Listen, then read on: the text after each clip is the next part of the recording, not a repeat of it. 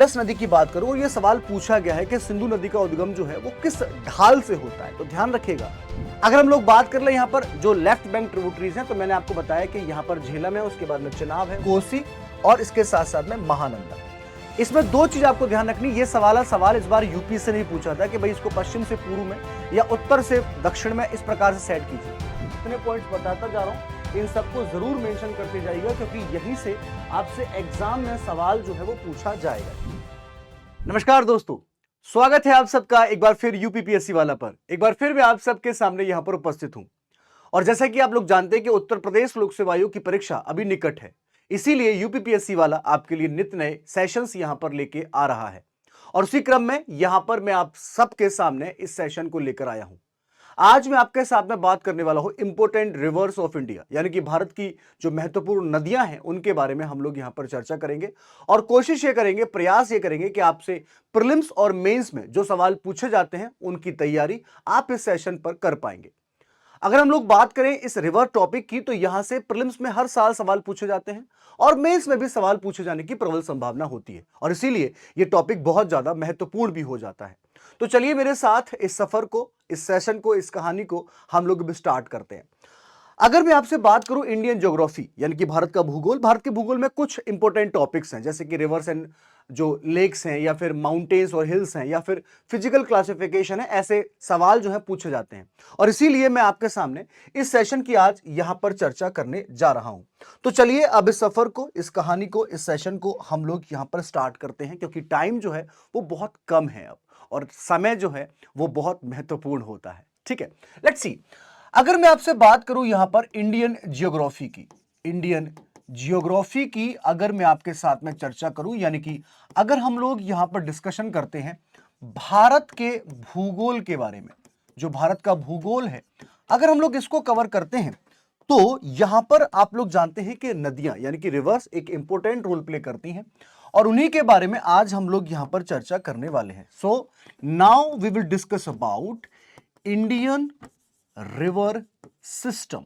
Indian river system यानी कि जो भारतीय नदी तंत्र है उसको हम लोग यहां पर अब समझेंगे, अब उसको हम लोग यहां पर जानेंगे। और ये जो इंडियन रिवर सिस्टम है इसको भी हम लोग दो प्रकार से क्लासिफाइड करते हैं, दो प्रकार से। देखिए, आपने कई बार दो शब्द सुने होंगे। एक जो शब्द होता है जिसको हम लोग बोलते हैं यहां पर अपवाह तंत्र, एक होता है यहां पर अपवाह तंत्र, यानी कि इसको इंग्लिश में कहा जाता है ड्रेनेज सिस्टम। ड्रेनेज सिस्टम इसको कहा जाता है और इसके साथ साथ में एक दूसरा शब्द जो आता है हमारे पास में उसको हम लोग बोलते हैं ड्रेनेज पैटर्न। ड्रेनेज पैटर्न जो है वो इसको यहां पर कहा जाता है और इसको हिंदी में कहा जाता है अपवाह प्रतिरूप। अपवाह प्रतिरूप जो है उसको यहां पर कहा जाता है। तो एक तो आप लोग यहां से नदियों की पहचान जो है वो कर सकते हैं, यानी कि कई बार ये पूछा जाता है कि कौन सी नदी किस प्रकार से बहती है, उसमें जो उसकी सहायक नदियां हैं वो किस प्रकार से आके मिलती हैं, वो दोनों चीजें आप लोग यहां पर इस अपवाह प्रतिरूप में शामिल करते हैं। अपवाह तंत्र की जब हम लोग बात करते हैं यानी कि ड्रेनेज सिस्टम की जब बात करते हैं तो यहां पर किसी रिवर का ओरिजिन हुआ है, ओरिजिन होने के बाद में कौन सी नदी उससे कहां पर आके मिलती है, कितना उसका क्षेत्र है और क्या उसका एंडिंग पॉइंट है, यानी कि कहां पर वो किसी समुद्र में जाकर मिलती है, किसी महासागर में जाकर मिलती है, उसका डिस्कशन जो है वो हम लोग अपवाह तंत्र में करते हैं। उसी प्रकार से अगर मैं आपके साथ में दूसरा क्लासिफिकेशन यहां पर देखूं, स्पेशली भारतीय नदियों की अगर मैं आपके साथ बात करूं तो हम लोग इसको दो प्रकार से क्लासिफाइड करते हैं। जो भारतीय नदियां हैं उनको हम दो प्रकार से क्लासिफाइड करते हैं। क्या विशेषता है इसकी? जैसा कि आप लोग जानते हैं कि भारत को भौगोलिक रूप से 5 प्रकार से वर्गीकृत यानी कि क्लासिफाइड किया जाता है। सबसे पहले नॉर्दर्न माउंटेन्स हैं, उसके बाद में प्लेन्स हैं, पेनिनसुलर प्लेटू है, कोस्टल एरियाज है और उसके साथ साथ में आइलैंड्स हैं। उसी प्रकार से अगर हम भारतीय नदियों की बात करें तो इंडियन रिवर्स को भी यहां पर दो प्रकार से क्लासिफाइड हम लोग कर सकते हैं। फर्स्ट ऑफ ऑल अगर देखा जाए तो एक हमारे पास में जो है उसको हम लोग बोलते हैं यहां पर Himalayan river system. Himalayan river system और दूसरी जो बात हमारे साथ में होती है उसको हम लोग बोलते हैं यहां पर peninsular river system. Peninsular river system, peninsular river system. यानी कि अगर हम इनकी बात करें तो इनको कहा जाता है यहां पर प्रायद्वीपीय नदियां, प्रायद्वीपीय नदी तंत्र जो है वो इसको यहां पर कहा जाता है। और एक हमारे पास में है, उसको हम लोग बोलते हैं यहां पर हिमालय नदी तंत्र, हिमालय नदी तंत्र।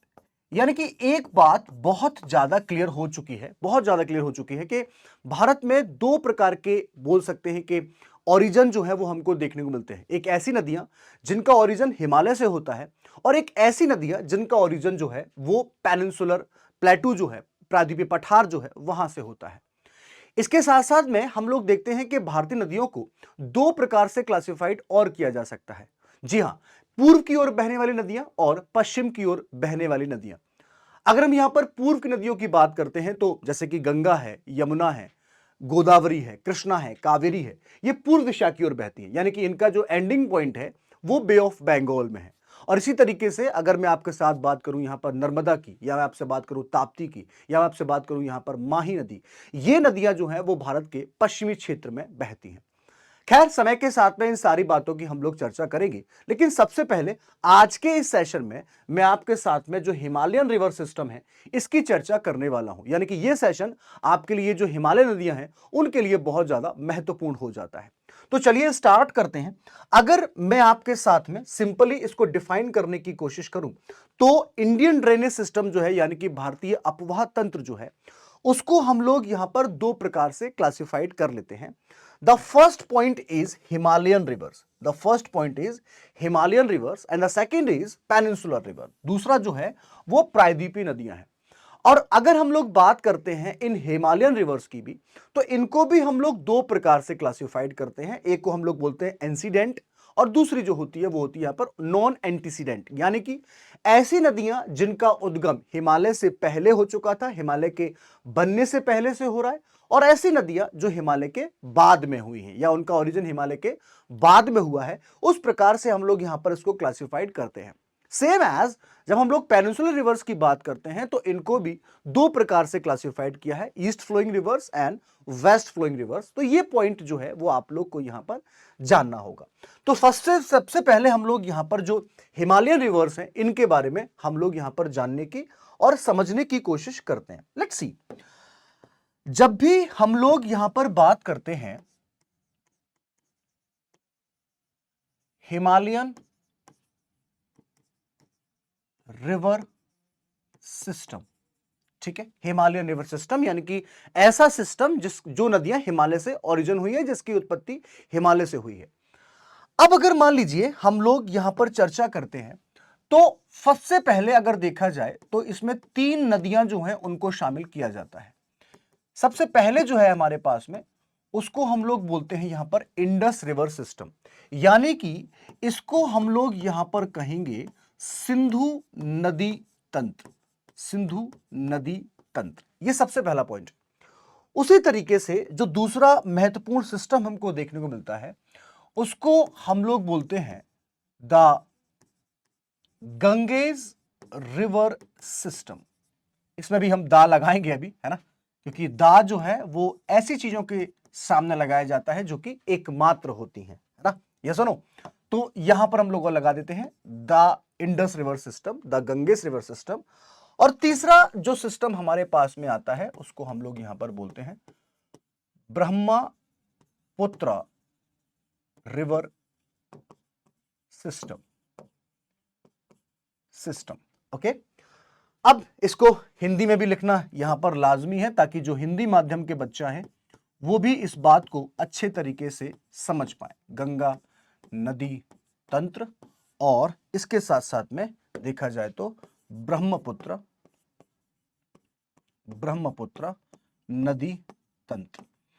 अब सवाल ये आता है कि सर इसको नदी तंत्र क्यों कहा गया है? Why it is called river system? Why?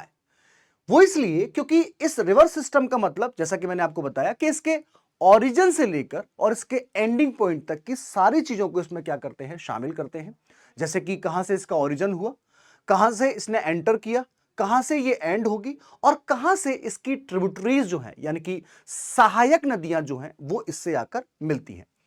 इसी तरीके से हम लोग इंडस की बात करेंगे, हम लोग यहां पर गंगा नदी जो है उसकी बात करेंगे, और इसके साथ साथ में हम लोग यहां पर जो ब्रह्मपुत्र रिवर सिस्टम है इसकी भी चर्चा, इसकी भी बात जो है वो करने वाले हैं। ठीक है, चलिए तो स्टार्ट करते हैं एक एक करके। सबसे पहले हम लोग यहां पर बात करते हैं इंडस रिवर सिस्टम की। इंडस रिवर सिस्टम की चर्चा जो है वो हम लोग करने वाले हैं। उसके बाद में हम लोग जो गंगा रिवर सिस्टम है और उसके बाद में जो हमारा ब्रह्मपुत्र रिवर सिस्टम है इसके बारे में भी हम लोग चर्चा करेंगे। ओके, सी अगर हम लोग यहां पर चर्चा करते हैं इंडस रिवर सिस्टम, यानी कि अगर मैं आपके साथ में यहां पर सिंधु नदी तंत्र की चर्चा करता हूं, अगर मैं आपके साथ में यहां पर सिंधु नदी तंत्र जो है अगर इसकी चर्चा मैं आपके साथ में करता हूं, तो कहा जाता है कि भारत के लिहाज से एक बहुत महत्वपूर्ण नदी है। और मैं केवल सिंधु की बात नहीं करूंगा, अगर हम लोग गंगा की बात करें, हम लोग ब्रह्मपुत्र की बात करें, या हम प्रायद्वीपीय नदियों की बात भी कर लें, क्योंकि भारत की संस्कृति ऐसी है, भारत के ऐतिहासिक काल से ही भारत के इतिहास में हम लोग ये देखते हैं कि नदियों को मां का दर्जा दिया जाता है। पर नदियों को मां का दर्जा दिया जाता है। आज भी हम लोग देखते हैं तो गंगा मैया, यमुना मैया, है ना, इनको मां का दर्जा दिया जाता है। लेकिन कुछ सांस्कृतिक तौर पर भी देखा जाए, धार्मिक तौर पर देखा जाए, या आर्थिक तौर पर देखा जाए, तो नदियों का महत्व जो है वो अपने आप में ही हमको देखने को मिल जाता है। उसी तरीके से अगर मैं आपके साथ में यहां पर सिंधु नदी तंत्र की बात करता हूं, तो सबसे पहली बात आपको यह ध्यान रखनी है कि सिंधु का उद्गम भारत में नहीं होता है। जो इंडस रिवर है इसका जो ओरिजिन पॉइंट है वो इंडिया में नहीं है। यह बात आप लोग को विशेष रूप से ध्यान रखना है। ठीक है, लेट्स सी, तो थोड़ी सी बातें मैं आपके साथ में यहां पर डिस्कस करना चाहता हूं ताकि आप लोग इजीली इन सारी कहानी को अच्छे से यहां पर समझ जाएं। मान लीजिए कि ये हमारे पास में यहां पर भारत है जो हम लोग यहां पर देखते हैं अमूमन। ठीक है, ये हमारे भारत का नक्शा है, और इसी भारत में हम लोग देखते हैं कि जो नॉर्थ ईस्टर्न साइड है, यानी कि उत्तर पूर्व क्षेत्र जो है, वहां से हम लोग देखते हैं कि जो सिंधु नदी है उसका उद्गम हमको देखने को मिल जाता है। ठीक है, एक एक बेसिक बातें मैं बताऊंगा। फिलहाल हम लोग सिर्फ एक आइडिया लेने की कोशिश कर रहे हैं, एक ओवरव्यू जो है उसको समझने की कोशिश कर रहे हैं। अगर मैं आपके साथ में इंडस नदी की बात करूं, और यह सवाल पूछा गया है कि सिंधु नदी का उद्गम जो है वो किस ढाल से होता है, तो ध्यान रखिएगा कि सिंधु नदी का उद्गम जो है वो आपको नॉर्दर्न साइड में देखने को मिलेगा, यानी कि उत्तर दिशा में इसका उद्गम होता है, और उसके बाद में बहने के बाद में ये लेह का क्षेत्र जो है वहां से बहती है, और उसके बाद में हम लोग देखते हैं कि यहां पर जो कराची के पास हम लोग देखते हैं अरेबियन सी है, वहां पर जाके हमको ये देखने को, मतलब इसका एंडिंग पॉइंट जो है हमको देखने को मिल जाता है। यानी कि अगर आपसे पूछा जाए कि इसका एंडिंग पॉइंट जो है वो कहां पर है, तो आप लोग सिंपली यहां पर बताएंगे कि जो अरेबियन सी है, यानी कि जो अरब सागर है, वहां पर इसका एंडिंग पॉइंट जो है वो आपको देखने को यहां पर मिलता है। बहुत बढ़िया। लेकिन जैसा कि आप लोग जानते हैं कि हम लोग यहां पर चर्चा कर रहे हैं इंडस रिवर सिस्टम की, यानी कि सिंधु नदी तंत्र की बात कर रहा हूं, और सिंधु नदी तंत्र में इसकी जो सहायक नदियां हैं उनको भी शामिल किया ही जाएगा। अगर मैं आपके साथ में यहां पर सिंधु नदी की बात करूं, तो ध्यान रखिएगा कि कुछ यहां पर इसकी राइट बैंक ट्रिब्यूटरीज भी हैं। राइट बैंक ट्रिब्यूटरीज, ध्यान रखिएगा, सहायक नदियां जो हैं उनको ट्रिब्यूटरीज कहा जाता है इंग्लिश में। ठीक है, तो कुछ इसकी यहां पर राइट बैंक ट्रिब्यूटरीज हैं, और कुछ यहां पर इसकी लेफ्ट बैंक ट्रिब्यूटरीज हैं। लेफ्ट बैंक ट्रिब्यूटरीज हैं। ठीक है, यानी कि अगर देखा जाए तो ये इसकी हम लोग बोल सकते हैं कि दाईं ओर की सहायक नदियां हैं, और ये बाईं ओर की सहायक नदियां जो हैं वो आपको यहां पर देखने को मिल जाती है। अब सबसे महत्वपूर्ण बात जो है, क्योंकि सिंधु का इतिहास बहुत पुराना है ना, और कहीं ना कहीं जो वैदिक एज था, वैदिक काल जो था, वहां से हमको इसके एविडेंस मिलते ही मिलते हैं। इसके साथ साथ में अगर इससे पहले भी हम लोग देखें तो इंडस वैली सिविलाइजेशन, यानी कि सिंधु घाटी सभ्यता का जिक्र आपने इतिहास में जरूर सुना होगा या किया होगा, और वहां पर हम लोग देखते हैं कि एक पूरी सभ्यता जो थी वो इस नदी के किनारे थी। बेसिकली अगर देखा जाए तो हड़प्पा जो है वो रावी नदी के किनारे था, और मोहनजोदारो एक बहुत महत्वपूर्ण शहर सिंधु घाटी सभ्यता का, वो इसी सिंधु नदी के किनारे था, और इसीलिए कहीं ना कहीं इस हड़प्पा सभ्यता को हम सिंधु घाटी सभ्यता के नाम से जानते हैं, या सिंधु घाटी सभ्यता को हड़प्पा सभ्यता के नाम से भी जानते हैं। इसमें कोई दिक्कत यहां पर नहीं आपको होना चाहिए। तो ये बेसिक सी बातें जो है वो मैंने आपके साथ में यहां पर शेयर कर ली हैं। अब इन्हीं सारी बातों को धीरे धीरे करके हम लोग एलिब्रेट करने जा रहे हैं और कोशिश ये कर रहे हैं कि आपको हर एक पॉइंट जो है वो यहां पर समझ में आ जाएगा, हर एक पॉइंट जो है वो यहां पर आपको समझ में आ जाएगा, ऐसा मुझे यहां पर लगता है। सो लेट्स सी, एक एक पॉइंट मैं आपके सामने यहां पर बताने की कोशिश करूंगा, ठीक है। So it is one of the largest river basin of the world. ये दुनिया का हम लोग बोल सकते हैं कि जो बड़े बोल सकते हैं नदी तंत्र जो होते हैं उनमें से एक है। और ध्यान रखिएगा कि it is also known as the Sindhu, okay, and it's the westernmost of the Himalayan river system, यानी कि भारत हिमालयन की जो नदियां हैं उसके पश्चिमी दिशा की अगर देखा जाए तो एक बहुत बड़ा हम लोग ये देखते हैं कि नदी तंत्र जो है वो हमको देखने को मिल जाता है। अब सबसे इंपॉर्टेंट बात यह है कि इसका जो ओरिजिन है, ओरिजिन से हमको कई बार कंफ्यूजन हो जाता है, तो ध्यान रखिएगा इसका ओरिजिन जो है वो आपको बोखरछू ग्लेशियर जो है तिब्बतन क्षेत्र में, वहां से इसका ओरिजिन जो है वो आपको देखने को मिल जाता है। और सबसे महत्वपूर्ण बात है कि जहां इसका ओरिजिन होता है, वहां पर इसको सिंगिंग खंबन जो है उसके नाम से इसको जाना जाता है, सिंगिंग खंबन के नाम से इसको जाना जाता है। तो एक बहुत महत्वपूर्ण बात आप लोग यहां पर विशेष रूप से ध्यान रखना। और तिब्बत जो है वो कहीं ना कहीं कैलाश पर्वत के अंतर्गत ही स्थित है। कैलाश पर्वत जो है यहीं पर आपको तिब्बत जो है वो देखने को मिल जाता है। कैलाश मानसरोवर की यात्रा जो होती है वो भी आप लोगों ने कई बार सुनी होगी। तो 2 पॉइंट आप लोग को यहां पता चल गए कि इसका ओरिजिन जो है वो बोखरछू ग्लेशियर से होता है और इसको तिब्बत में सिंगी खंबन के नाम से जाना जाता है। ये 2 पॉइंट आपके लिए बहुत ज्यादा महत्वपूर्ण है प्रीलिम्स के लिहाज से, ध्यान रखिएगा। बाकी सारी कहानी आप जब मेंस में इसके बारे में लिखेंगे तो लिख सकते हैं। यहां पर सिर्फ 2 पॉइंट मैं आपको बताऊंगा कि इसी को आपको यहां पर मेंशन कर लेना है, ठीक है। चलिए आगे चलते हैं। The Indus River flows in the India only through the Leh district in Union Territory of Ladakh। अगर हम इस नदी की बात करें तो ये स्पेशली जो लद्दाख वाला रीजन है वहां से एंटर करती है और एंटर करने के बाद में हम लोग देखते हैं कि ये जो पाकिस्तान वाला जो क्षेत्र है वहां की ओर विस्तारित हो जाती है।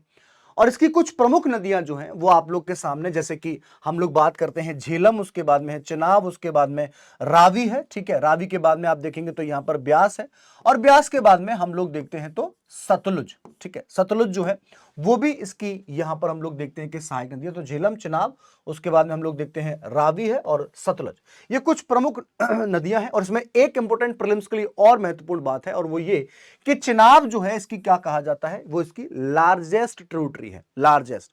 और अगर मान लीजिए आपसे पूछा जाए कि स्मॉलेस्ट कौन सी है, ऐसा भी आपसे पूछा जा सकता है, तो ध्यान रखिएगा ब्यास जो है वो क्या है, इसकी सबसे छोटी सहायक नदी है, स्मॉलेस्ट।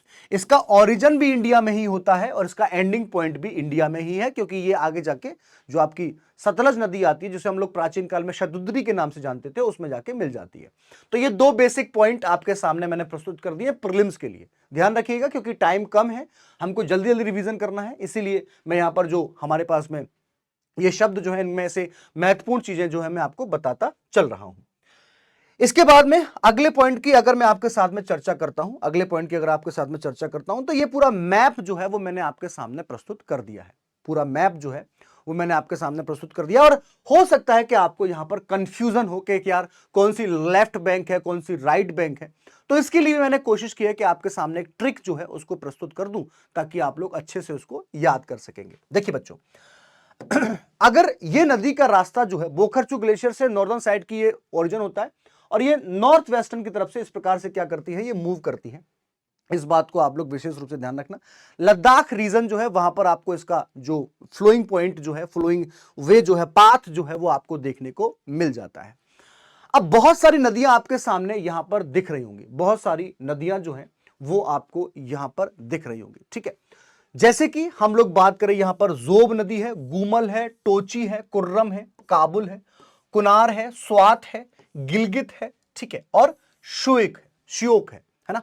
ये कुछ नदियां जो है वो आपको यहां पर इस राइट बैंक से दिख रही होंगी और यहां पर आप देखेंगे तो जो लेफ्ट बैंक है वहां से आपको देखने को मिल रही है। कई बार ये कंफ्यूजन होता है कि सर कैसे, जैसे मान लीजिए नदी ऐसे बह रही है तो ये क्या है, इसका राइट बैंक है और ये क्या है, इसका लेफ्ट बैंक है। कोई नदी ऐसे बह रही है तो ये राइट बैंक है और ये लेफ्ट बैंक, कोई नदी ऐसे बह रही है तो ये उसका राइट बैंक है और ये इसका लेफ्ट बैंक है, ठीक है।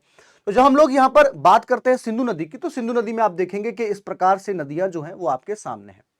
अब यहां पर मैंने आपको बताया कि जो लेफ्ट बैंक है हमको याद रहती है, जैसे सबसे पहले झेलम है, उसके बाद में चिनाब है, उसके बाद में रावी है, उसके बाद में ब्यास है और उसके बाद में सतलज है। ये नदियां जो हैं वो आपको इसी ऑर्डर में याद करनी है, जेसीआर बीएस, जेसीआर बीएस, ऐसे ही नदियां जो है वो आपको यहां पर याद करनी है। ये इंपोर्टेंट ट्रिब्यूटरीज हैं जो आपको यहां से एग्जाम में पूछी जा सकती है, हालांकि इनके बारे में भी हम लोग चर्चा करेंगे। उसके बाद में अगर हम लोग यहां पर देखें इन नदियों के बारे में, यहां पर हमको कंफ्यूजन जो है वो यहां पर हो सकता है, वो हमको यहां पर हो सकता है, ठीक है। तो सबसे पहले देखो जरा, मैं आपके सामने एक शब्द प्रयोग करता हूं, जैसे कि शिकवा और गिला, शिकवा गिला, ठीक है। यहां से हो गया आपका श्योक और ये हो गया आपका क्या, गिलगित। तो शिकवा गिला आपको यहां पर अच्छे तरीके से हो जाएगा, ठीक है, क्लियर। अब उसके बाद में क्यों और उसके बाद में कुनार। तो शिकवा गिला क्यों करना, शिकवा गिला क्यों करना, तो क्यों से क्या हो गया आप लोग को बताना होगा, यहां पर कुनार और उसके बाद में यहां पर कुर्रम। तो शिकवा गिला क्यों करना, यहां भी हो गया, ये भी हो गया, ये भी हो गया और ये भी हो गया। समझ में आ गई मेरी बात, यस और नो, सबको समझ में आ गया, ठीक है। अब उसके बाद में घूमो, घूमो और झूमो, घूमो और झूमो। शिकवा गिला क्यों करना, घूमो और झूमो, यहां पर भी आपको ये हो सकता है, ठीक है, समझ में आ गया। अब बचा हमारे पास में क्या, यहां पर टोची, काबुल और स्वाद। शिकवा गिला क्यों करना, घूमो झूमो, और हम लोग ये बोल सकते हैं कि जो टर्म हमारे पास में है टोची काबुल, तो हम लोग बोल सकते हैं तो स्वागत को कबूल करो, स्वागत को कबूल करो, बस लो कहानी पूरी हो गई है। शिकवा गिला क्यों करना, घूमो यानी कि घूमो झूमो, ठीक है, और उसके बाद में तो टोची स्वागत, उसके बाद में हम लोग बोलते हैं स्वाद और उसके बाद में कबूल करो, बस इतना आपने कर लिया। इसकी सहायक नदियां जो है वो आपको याद हो चुकी हैं, आप आराम से इसको नहीं भूलेंगे, ये वाली भी आपको याद है और उसके बाद में ये वाली नदियां जो है वो भी आपको याद है, यहीं से सवाल जो है वो आपसे पूछा जाता है। समझ में आ गया। तो ये कुछ बेसिक सी बातें मैंने आपके सामने बता दी हैं, ये ट्रिक आप हमेशा याद कर लेना, हो सकता है कि आपसे एग्जाम में आगे पूछ लिया जाए। चलो, तो कुछ बेसिक से पॉइंट है हमारे सामने, जैसे कि बोखरछु ग्लेशियर से ओरिजिन होता है, सिंगी खंबन हम लोग देखते हैं, सिंधु को बोला जाता है। सिंतोस जो है वो ग्रीक शब्द जो है, यूनान यवन है ना, आक्रमणकारी आए थे, तो वहां के जो ग्रंथ हैं वहां पर इसको सिंथोस कहा जाता है। क्या कहते हैं इसको, सिंथोस कहते हैं। और ये कैसी है, ये एंटीसीडेंट है, यानी कि इसका ओरिजिन जो है वो हिमालय से पहले का हुआ है, ठीक है। ट्रिब्यूटरीज की हमने यहां पर बात कर ली है, ट्रिब्यूटरीज की जास्कर है, झेलम है, चिनाब, सतलुज, रावी, ब्यास, सोन, द्रास, ये हम लोग बोलते हैं कि लेफ्ट बैंक है, और ये जो है ये कैसी है, ये राइट बैंक की ट्रिब्यूटरीज जो है वो मैंने आपके सामने प्रस्तुत कर दिया, सब कुछ मैंने आपके सामने प्रस्तुत कर लिया। एक नुब्रा वैली जो है ये भी आपको देखने को मिल सकती है, तो ये सब कुछ मैं आपके सामने डिस्कस कर चुका हूं, ठीक है। ये हिंदी वाले बच्चे हैं, आराम से इसको देख सकते हैं। It enters India and continues to flow in the northwest direction between the Ladakh and the Jaskar range। ये बहुत इंपॉर्टेंट सवाल है, कई बार पूछा जाता है। देखिए, जब भी हम लोग बात करते हैं, जब भी हम लोग यहां पर बात करते हैं हिमालय की, तो इस पॉइंट को आप लोग विशेष रूप से ध्यान रखना बेटा कि सबसे ऊपर जो है ये आपको यहां पर काराकोरम रेंज, उसके बाद में आप देखते हैं तो लद्दाख, और लद्दाख के बाद में है Zanskar.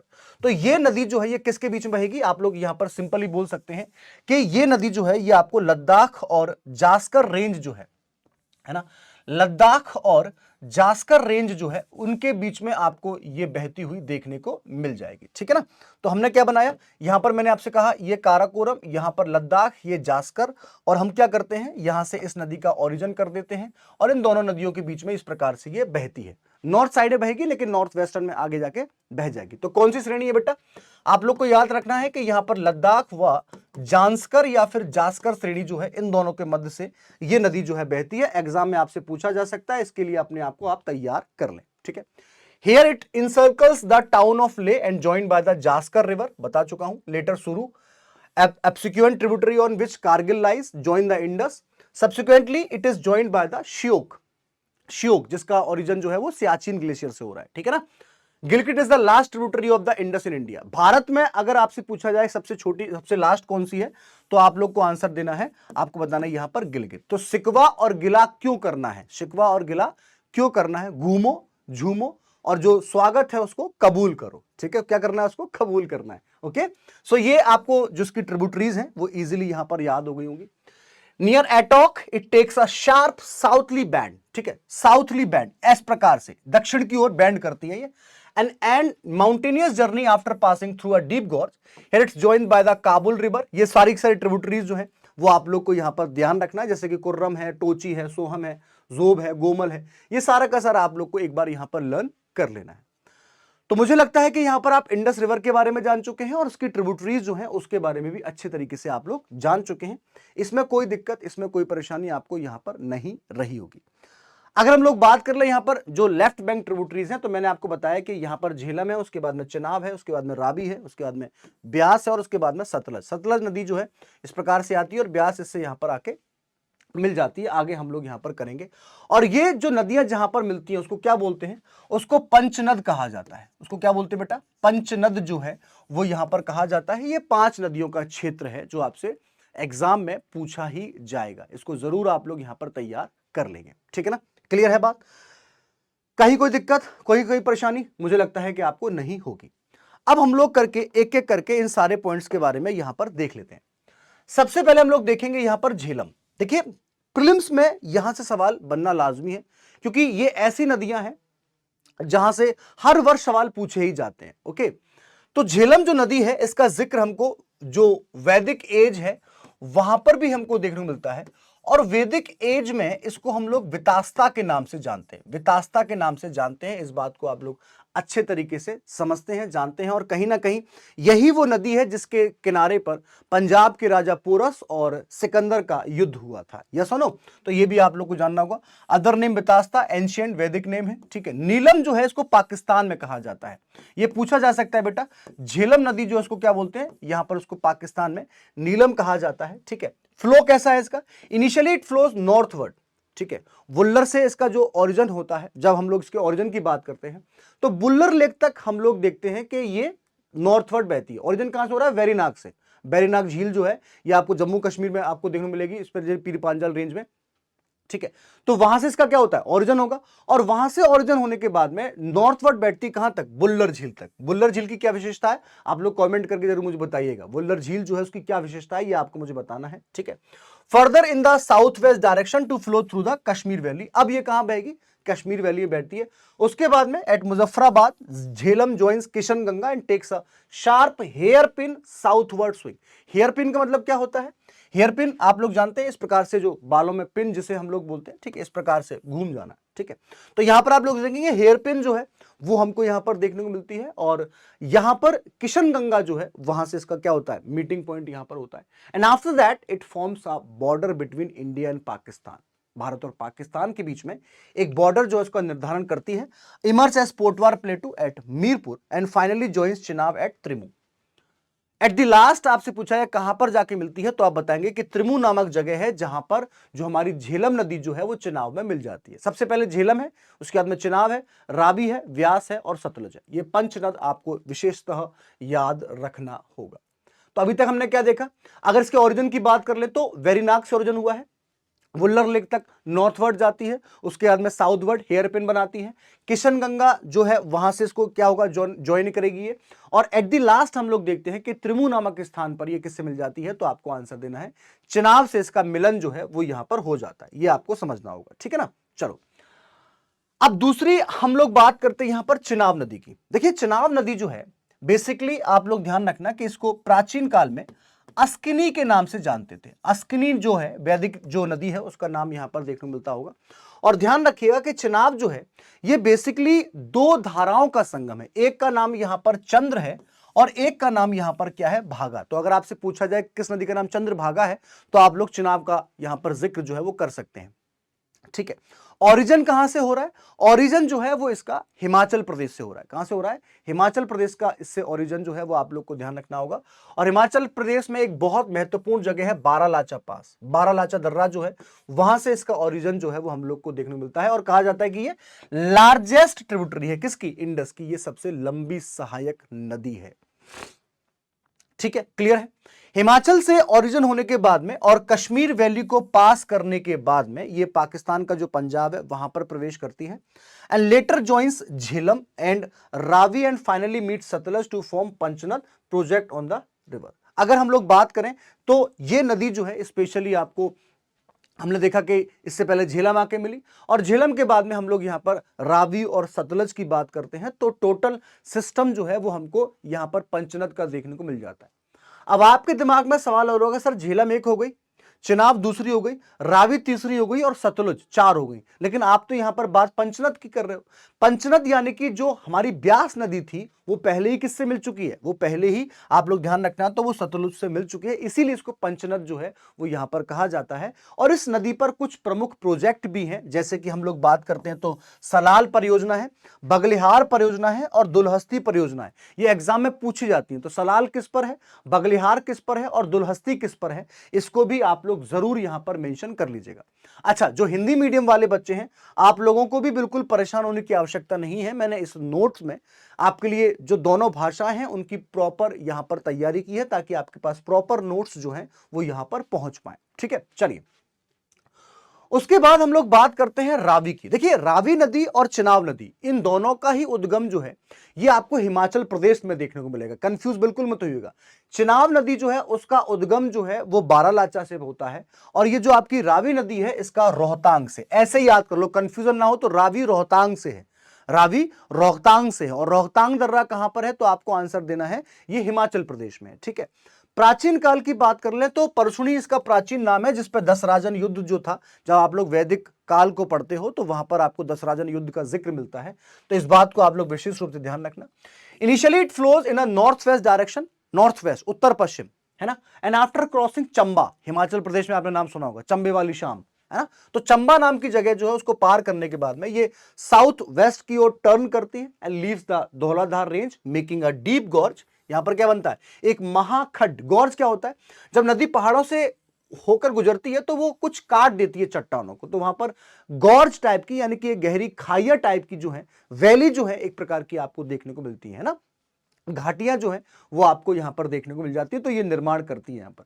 It enters Punjab at Madhopur and after passing through Punjab it enters Pakistan 26 kilometre south of Amritsar in Pakistan. Lahore is situated on its bank.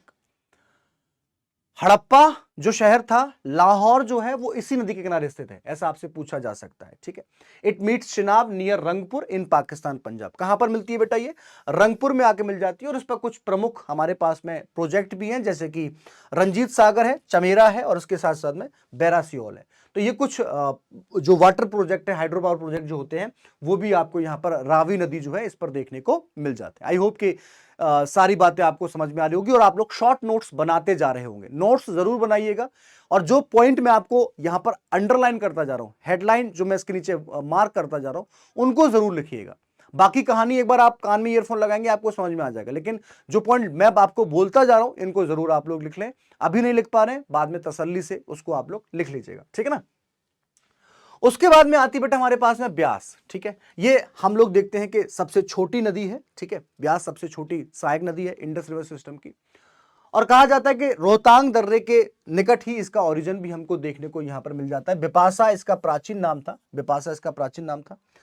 यह लोरजी से तलवाड़ा तक एक गहरी घाटी बनाती हुई पंजाब प्रवेश करती है। यहां से मैदानी इलाकों में प्रवेश करने के लिए गहरा दक्षिण मुड़ना पड़ता है, और अंत में हरिके नामक, ठीक है, हरिके जो कि एक रामसर वेटलैंड भी है, यहां पर सतलुज में आके मिल जाती है। हरिके नामक स्थान पर किससे मिल जाती है, ये सतलुज से मिल जाती है। पोंग बांध और पंडो जो डैम है वो आपको इसी नदी पर यहां पर देखने को मिल जाएंगे। तो हमने किसकी बात की बेटा, ब्यास की बात की, जिसको हम लोग विपाशा के नाम से जानते थे, जिसको हम लोग विपाशा के नाम से भी जानते थे। ठीक है, उसके बाद में आता है देखो सतलज।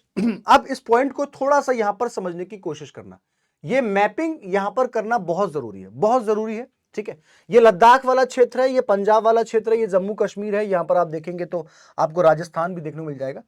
तो यहां पर हम लोग देखते हैं एक नदी है जिसका नाम है सतलज। ठीक है, सतलज, सतलज नदी जो है उसका एंटर भी भारत से बाहर होता है, भारत से बाहर होता है। और ये सतलज नदी है, ये हिमाचल प्रदेश से भारत में क्या करती है, प्रवेश करती है, हिमाचल प्रदेश से प्रवेश करती है। और हिमाचल प्रदेश में एक दर्रा है जिसका नाम है यहां पर शिपकिला।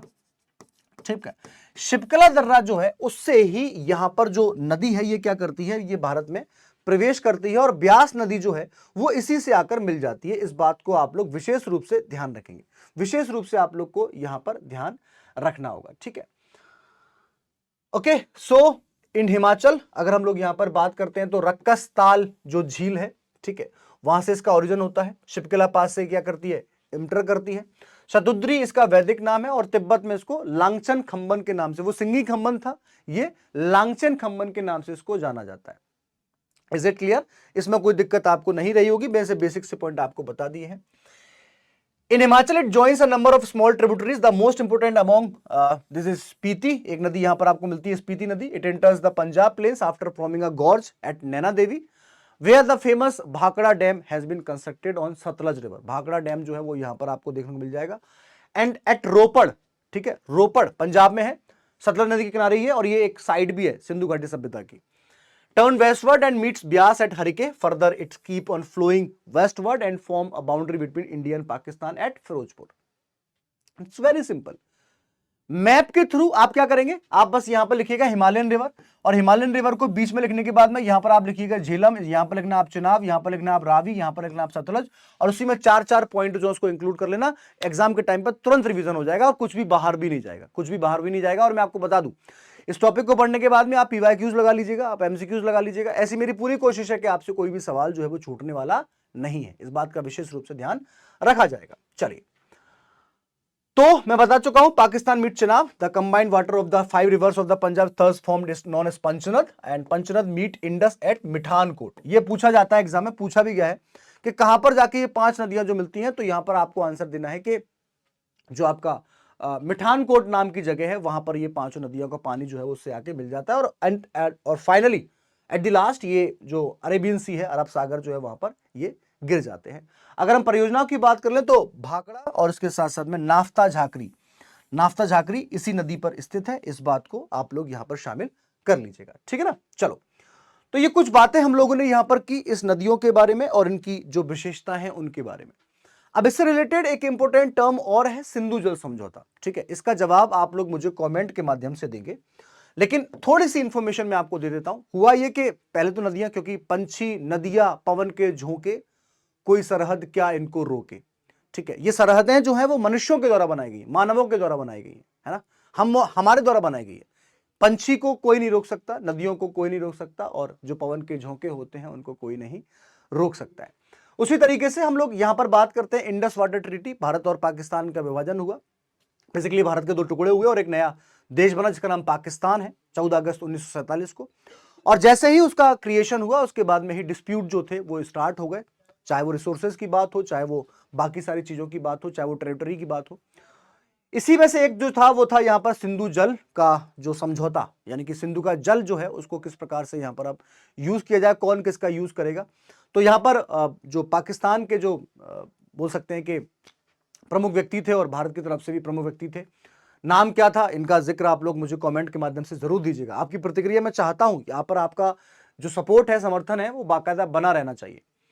तो हम लोग देखते हैं कि समझौता होता है लेकिन वो बात बनी नहीं, और अंततः वर्ल्ड बैंक यानी कि विश्व बैंक की सहायता से इस पर यह कोशिश की गई, प्रयास किया गया. और 1960 में हम लोग देखते हैं कि भारत और पाकिस्तान के बीच में एक समझौता होता है जिसको हम लोग सिंधु जल समझौता के नाम से जानते हैं, जिसमें से टोटल 6 नदियां, सिंधु, इसके बाद में झेलम, चिनाब, ये 3 नदियां, उसके बाद में रावी, व्यास, सतलज, ये 3 नदियां. तो टोटल 6 नदियां जो हैं इसमें समझौते में यहां पर शामिल है, और ट्रिब्यूटरीज को भी इसमें शामिल किया गया है.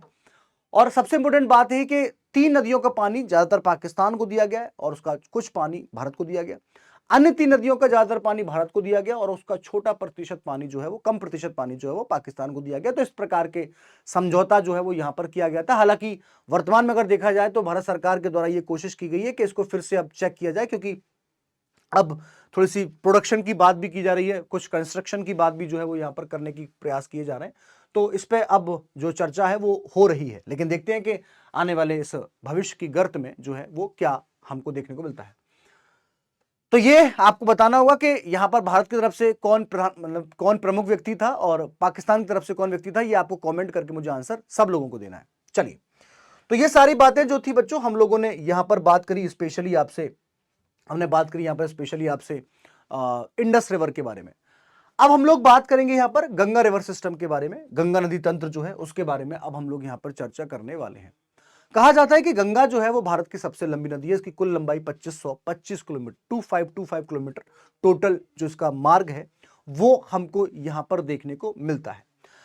लेकिन सबसे इंपॉर्टेंट बात यह है कि गंगा कहां बनती है, गंगा नदी जो है वो गंगा कहां बनती है, ये जानने वाली बात है, ये समझने वाली बात है। ठीक है, तो वही पॉइंट मैं आपको यहां पर एक बार फिर से बताने की कोशिश करता हूं ताकि इजीली यहां पर आपको समझ में आ जाएगा, इजीली आपको यहां पर समझ में आ जाना चाहिए और कुछ भी आपसे छूटना नहीं चाहिए। देखिए जरा, अगर हम लोग बात करते हैं हमारे इस भारत के नक्शे की, छोटा सा एक नक्शा मैं आपके सामने बनाने की कोशिश करता हूं ताकि आपको समझ में आ जाए।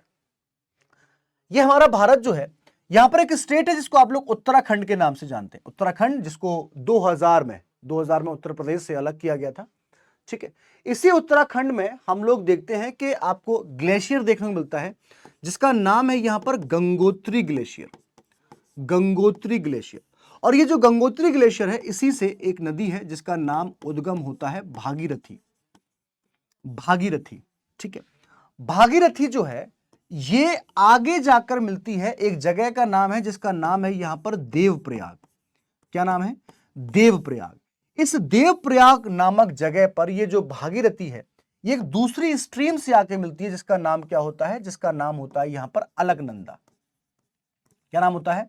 अलकनंदा। और भागीरथी और अलकनंदा जब दोनों मिल जाते हैं उसकी कंबाइंड जो स्ट्रीम होती है यानी कि संयुक्त धारा जो होती है उसको हम लोग यहां पर गंगा के नाम से जानते हैं, उसको हम लोग गंगा के नाम से जानते हैं। ये बात ध्यान रखना है आपको। लेकिन कई बार आप लोगों ने एग्जाम में सवाल सुना होगा जिसको हम लोग जानते हैं पंचप्रयाग के नाम से, है ना। पंचप्रयाग जो है उसके नाम से आपने ये टर्म जो है इसको अच्छे तरीके से यहां पर सुना होगा और समझा होगा। ठीक है, अब सवाल ये आता है कि सर ये बताइए ये जो पंचप्रयाग है ये है क्या? अगर मान लीजिए मुझसे कोई पूछता है कि इन पंचप्रयाग के बारे में आप क्या जानते हो तो मैं उसको क्या जवाब दूंगा, ये आपको मुझे थोड़ा सा यहां पर बताना होगा, ये थोड़ा सा आपको मुझे यहां पर समझाना होगा। ठीक है, क्लियर है? तो चलो अब थोड़ा सा हम लोग इन पंचप्रयाग के बारे में भी जान लेते हैं, इनके बारे में भी हम लोग यहां पर समझ लेते हैं ताकि इजीली आपको यहां पर क्या आ जाएगा, इजीली आपको यहां पर समझ में आ जाएगा। ठीक है ना, क्लियर है? जरा मुझे बताओ कोई दिक्कत तो नहीं है, कोई परेशानी किसी प्रकार की भी? देखो, तो जब हम लोग यहां पर नंदप्रयाग की बात करते हैं, जब भी हम लोग यहां पर पंचप्रयाग में बात करें तो एक आपके पास में आता है बेटा यहां पर जिसको हम लोग बोलते हैं नंदप्रयाग। ठीक है, उसके बाद में एक टर्म आपके पास में आता है जिसको हम लोग बोलते हैं यहां पर कर्णप्रयाग। क्या बोलते हैं इसको? यहां पर कर्णप्रयाग जो है वो यहां पर बोला जाता है। ठीक है, इसके साथ साथ में अगर देखा जाए तो एक आपके पास में आता है जिसको हम लोग बोलते हैं यहां पर विष्णुप्रयाग। क्या बोलते हैं इसको? विष्णुप्रयाग जो है वो यहां पर बोला जाता है। इसको आप लोग यहां पर लिख लीजिएगा, आपसे एग्जाम में अगर पूछा जाए तो गलत नहीं होना चाहिए। और एक आपके पास में टर्म जो आता है उसको हम लोग बोल देते हैं यहां पर रुद्रप्रयाग। तो इन पांचों को मिलाकर एक आपके पास में देवप्रयाग है, एक आपके पास में विष्णुप्रयाग है, रुद्रप्रयाग है, नंदप्रयाग है और कर्णप्रयाग है। इन पांचों को मिलाकर ही क्या बोला जाता है? इन पांचों को मिलाकर ही यहां पर पंचप्रयाग जो है वो इसको कहा जाता है। क्या कहते हैं इसको? पंचप्रयाग जो है वो कहा जाता है। ध्यान रखिएगा, सवाल यहां से बन सकते हैं। ठीक है, और हां, एक इंपॉर्टेंट बात और मैं आपको होमवर्क के तौर पर यहां पर दे रहा हूं, वो ये कि आप लोग जो इससे पूर्ववर्ती धाराएं हैं, पूर्ववर्ती जो स्ट्रीम्स हैं, ठीक है, जैसे कि मंदाकिनी की बात कर लें, जैसे कि हम लोग बाकी की जो इसकी धाराएं जो हैं उनको जरूर आप लोग अपने नोट्स में इंक्लूड कर लें क्योंकि एक सवाल वहां से बनेगा, बहुत महत्वपूर्ण है।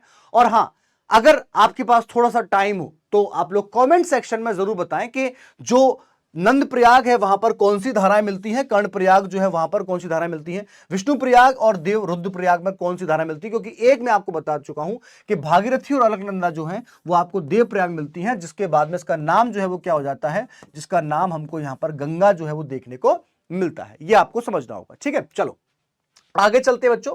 तो जैसा कि आप लोग यहां पर इस मैप में देख पा रहे होंगे, जब हम लोग बात कर रहे थे इंडस रिवर की तो राइट बैंक और लेफ्ट बैंक, ओके, उसी तरीके से अगर आप यहां पर हम गंगा को देखते हैं तो आपके सामने मैंने ये प्रस्तुत किया है। ठीक है, भागीरथी और अलकनंदा ये दोनों आकर मिलेंगी कहां पर, तो आपको आंसर देना है देवप्रयाग में।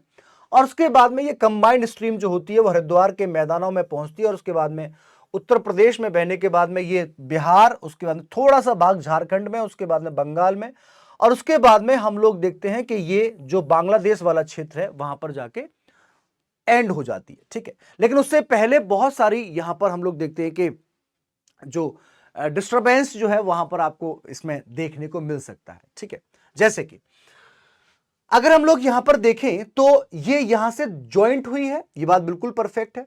यहां से फ्लो करेगी, उत्तर प्रदेश में बहेगी, उसके बाद में बिहार, उसके बाद में थोड़ा सा झारखंड, पश्चिम बंगाल, और जब ये आगे पहुंचती है तो ध्यान रखिएगा कि जब ये पहुंचेगी कहां पर, जब ये पहुंचती है बांग्लादेश में, तो बांग्लादेश में इसका नाम जो है वो हो जाता है पद्मा। और यही पद्मा जब आगे जाकर हम लोग देखते हैं जब जमुना से मिलती है तो इसका नाम हो जाता है मेघना। ठीक है, मेघना, ध्यान रखिएगा, बहुत महत्वपूर्ण बात है। एक तो ये चीज है, दूसरी चीज ये कि कुछ राइट बैंक और लेफ्ट बैंक ट्रिब्यूटरीज भी आप लोग को ध्यान रखना है। स्पेशली अगर देखा जाए तो यमुना जो है वो हम लोग देखते हैं कि जो राइट बैंक है, सॉरी, जो आपका राइट बैंक है उससे आके मिलती है, और इसमें चंबल, सिंध, बेतवा, कैन, टॉन्स जो है ये नदियां इसमें यमुना से आके मिलती हैं, इस बात को आप लोग ध्यान रखना। और सोन नदी एकमात्र ऐसी नदी है जो प्रायद्वीपीय भारत से आके डायरेक्ट जाके किससे मिलती है, बिहार के दानापुर नामक जगह जो है वहां पर डायरेक्ट जाके किससे मिल जाती है, तो वो गंगा से मिल जाती है। बाकी ये जो नदियां हैं आप लोग देखेंगे किससे कनेक्ट हो रही हैं, ये यमुना से कनेक्ट हो रही हैं। ओके, इसी तरीके से अगर हम इसके बात करते हैं लेफ्ट बैंक की, तो यहां पर आप देखेंगे रामगंगा है, ठीक है, शारदा जिसको हम लोग काली नदी भी बोलते हैं, ठीक है, गंडक, कोसी, और इसके साथ साथ में महानंदा। इसमें दो चीज आपको ध्यान रखनी, ये सवाल इस बार यूपी से नहीं पूछा था कि भाई इसको पश्चिम से पूर्व में या उत्तर से दक्षिण में इस प्रकार से सेट कीजिए। तो अगर आप देखेंगे तो यहां से रामगंगा, उसके बाद में हम देखते हैं शारदा, उसके बाद में आप देखते हैं घाघरा, उसके बाद में गंडक है, उसके बाद में कोसी और महानंदा है। ये पूरा ऑर्डर भी आपको इसी तरीके से याद करना है, ये ऑर्डर आपको इसी तरीके से याद करना है, यहां सवाल आपसे एग्जाम में पूछा जा सकता है, ध्यान रखिएगा इस बात का। ठीक है, अब कुछ छोटे छोटे पॉइंट मैं आपको बता देता हूं। ये जो गंगा नदी बंगाल में पहुंचती है तो इसकी एक शाखा बढ़ जाती है जिसको हम लोग हुगली के नाम से जानते हैं, हुगली के नाम से जानते हैं। और हम लोग जानते हैं कि बंगाल का शोक जो है वो किसको कहा जाता है, वो यहां पर जो दामोदर है उसको यहां पर कहा जाता है, जो कि इससे आके कहा जाता है कि हमको देखने को मिल जाती है। ठीक है, तो ये बाकी सारी चीजें आप लोग को यहां पर ध्यान रखना है। और हां, सबसे इंपोर्टेंट, सबसे महत्वपूर्ण कि इसके किनारे प्रमुख शहर जो हैं, है ना, नदियों के किनारे बसे हुए प्रमुख शहर जो हैं, यहां से एक सवाल आपसे एग्जाम में पूछा जाएगा, तो प्लीज उनको भी एक बार आप जरूर देखिए, क्योंकि यहां पर जो मैं कोशिश ये कर रहा हूं कि एग्जाम रिलेवेंट जो महत्वपूर्ण चीजें हैं उन्हीं के बारे में हम लोग यहां पर डिस्कस करें। ठीक है, तो ये आप लोग को ध्यान रखना होगा। चलिए थोड़ी सी बात कर लेते हैं इसके बारे में। ठीक है, उत्तराखंड के गौमुख या गंगोत्री जो ग्लेशियर है वहां से हम लोग को देखने को मिलती है, इसे भागीरथी के नाम से जाना जाता है, और देवप्रयाग में भागीरथी अलकनंदा से मिलती है, इसकी वजह से गंगा का नाम जो है दे दिया जाता है। और जो प्लेन्स है गंगा का, जो बोल सकते हैं जो मैदानी क्षेत्र है, वो हमको हरिद्वार में देखने को मिल जाता है। कहां पर मिलेगा ये, हरिद्वार में हमको देखने को मिल जाता है। ठीक है, उत्तराखंड, उत्तर प्रदेश, बिहार, पश्चिम बंगाल, थोड़ा सा भाग झारखंड में, बार बार आपको बोल रहा हूं 5 राज्यों से। और सोन प्रमुख दाहिनी तट की सहायक नदी है, जो महत्वपूर्ण बाएं किनारे की सहायक नदियां जैसे कि रामगंगा, गोमती, घंगर, गंडक, कोसी और महानंदा है। ये बता चुका हूं मैं आपको, ये मैं आपको अच्छे से यहां पर समझा चुका हूं पहले ही। ठीक है, तो ये देख रहे हैं आप लोग, ये पूरा मेन शहर जो है, जैसे कि हम कानपुर की बात कर लें, इलाहाबाद की बात कर लें, पटना की बात कर ले, बनारस की बात कर ले, और आप यहां पर देखें कलकत्ता। ये कलकत्ता जो है यहां पर इसकी शाखाएं जो बढ़ जाती हैं। हुगली, कलकत्ता शहर जो है वो हुगली नदी के किनारे बसा हुआ है, और ये बाकी आगे जाकर जो आपका बांग्लादेश है उसमें ये प्रवेश कर जाती है। तो ये भी आप लोग को विशेष रूप से यहां पर ध्यान रखना। कुछ प्रमुख शहर जो है उसकी बात कर लिए। यमुना इसकी सबसे लंबी सहायक नदी है, जो कि पश्चिमी क्षेत्र से आती है, और इसका उद्गम जो है वो यमुनोत्री ग्लेशियर में बंदरपूंछ नामक जगह है। बंदरपूंछ नामक जगह जो है वहां से यमुना का ओरिजिन जो है वो हमको देखने को मिलता है, और ये गंगा की सबसे लंबी सहायक नदी है। अगर ऐसा सवाल पूछा जाए तो ये आपसे गलत नहीं होना चाहिए। ये पूरा मैप जो है वो इजीली आप लोग यहाँ पर देख सकते हैं, मैंने आपके सामने प्रस्तुत कर दिया है। जैसे कि ये आप देखेंगे तो गोमती है, यहाँ पर घग्गर है, गंडक है, कोसी है, महानंदा है, तो ये पूरा फ्लो है आपको यहाँ पर देखने को मिल जाएगा। आई होप कि यहाँ तक की बातें जो है वो आपको समझ में आ गई होंगी। उसके बाद अगला जो पॉइंट है हमारे पास में बच्चों, वो है यहाँ पर Brahmaputra river system. Brahmaputra river system जो है उसके बारे में हम लोग यहाँ पर चर्चा कर रहे हैं। ठीक है, देखो जरा, हर एक नदी को जब आप पढ़ते हैं तो उसका मैप जो है वो आपको जरूर यहां पर बनाना है। मैप जो है वो आप लोग जरूर यहां पर बनाएं। अगर हम लोग यहां पर ब्रह्मपुत्र नदी की बात करते हैं तो ये भी भारत की एक, बोल सकते हैं कि महत्वपूर्ण नदी है, लेकिन इसका ओरिजिन थोड़ा सा आपको अलग देखने को मिलेगा। इसका जो फ्लो है वो कुछ इस प्रकार से आपको देखने को यहां पर मिल सकता है। और ये फ्लो ऐसा क्यों है? क्योंकि हिमालय जो है उसकी आकृति कुछ इस प्रकार की है, उसकी आकृति कुछ इस प्रकार की है। इस बात को भी आप लोग विशेष रूप से यहां पर ध्यान रखेंगे। ठीक है, आओ जरा। It is one of the largest river of the world. Bharat की जो विश्व की सबसे लंबी नदियां जो हैं उसमें से एक है, origin the Chema Yungdung glacier. सबसे पहले कौन सा था बच्चों? तो आप लोग को आंसर दो ना, बोखरछू।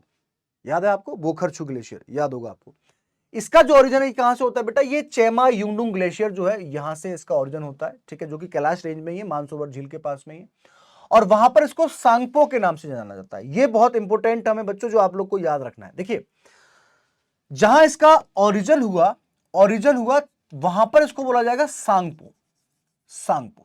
चाइना में इसको यारलुंग जांगबो के नाम से जानते हैं। किस नाम से? यारलुंग जांगबो के नाम से इसको जाना जाता है। जैसे ही ये प्रवेश करती है अरुणाचल प्रदेश में, वहां पर इसको दिहांग या फिर सियांग के नाम से जाना जाता है। दिहांग या सियांग। सियांग वैली भी आपने सुना होगा, सियांग वैली अरुणाचल प्रदेश में ही, जो कि इसका फॉर्मेशन इसी द्वारा होता है। एक गॉर्ज भी बनाती है ये ब्रह्मपुत्र नदी, दिहांग गॉर्ज भी बनता है यहां पर। उसके बाद जैसे ही ये असम में प्रवेश करती है तो वहां पर इसका नाम क्या हो जाता है? वहां पर इसका नाम हो जाता है यहां पर ब्रह्मपुत्र। क्या हो जाता है? ब्रह्मपुत्र। और यही ब्रह्मपुत्र जो है जब ये नीचे जाकर बांग्लादेश में पहुंचती है तब इसका नाम क्या होता है? तब इसको हम लोग यहां पर जमुना के नाम से जानते हैं। किस नाम से? जमुना के नाम से। और यहीं पर एक दूसरी नदी जिसे हम लोग गंगा यहां से कह रहे थे, ये जाकर जब ये यहां पहुंचती है तो ये बन जाती है पद्मा। और जमुना और पद्मा जब मिल जाती हैं तो उसके बाद में क्या बन जाता है? उसके बाद में यहां पर बन जाता है मेघना। क्या बन जाती है? ये मेघना नदी जो है वो हमको यहां पर देखने को मिल जाती है। ठीक है, मेघना नदी जो है वो हमको यहां पर देखने को मिल जाती है। ठीक है, क्लियर है? So which mean the purifier, the river emerged from the foothills of Himalayas under the name of Siang or Dihang. It enters India west of Sadia town in Arunachal Pradesh. हाँ, भारत का सबसे लंबा जो एक बोल सकते हैं ब्रिज जो है, पुल जो है, ढोलक जो सेतु जो है, ढोलकिया सेतु, ठीक है, वो आपको जो सदिया है वहां से लेकर आप लोग देखते हैं, वहां से आपका इसका ओरिजिन जो है वो आपको देखने को मिल जाता है। तो ये भी एक इंपॉर्टेंट पॉइंट है। ठीक है, ये आप लोग को याद रखना ही होगा। It main left bank tributaries are Dibang, Sikang, Lohit, Burhi, Dihing और धनसरी। ठीक है, ये इसकी स्पेशली लेफ्ट बैंक है। राइट बैंक की बात कर ले तो सुवर्णसरी, कामेंग, मानस और संकोश।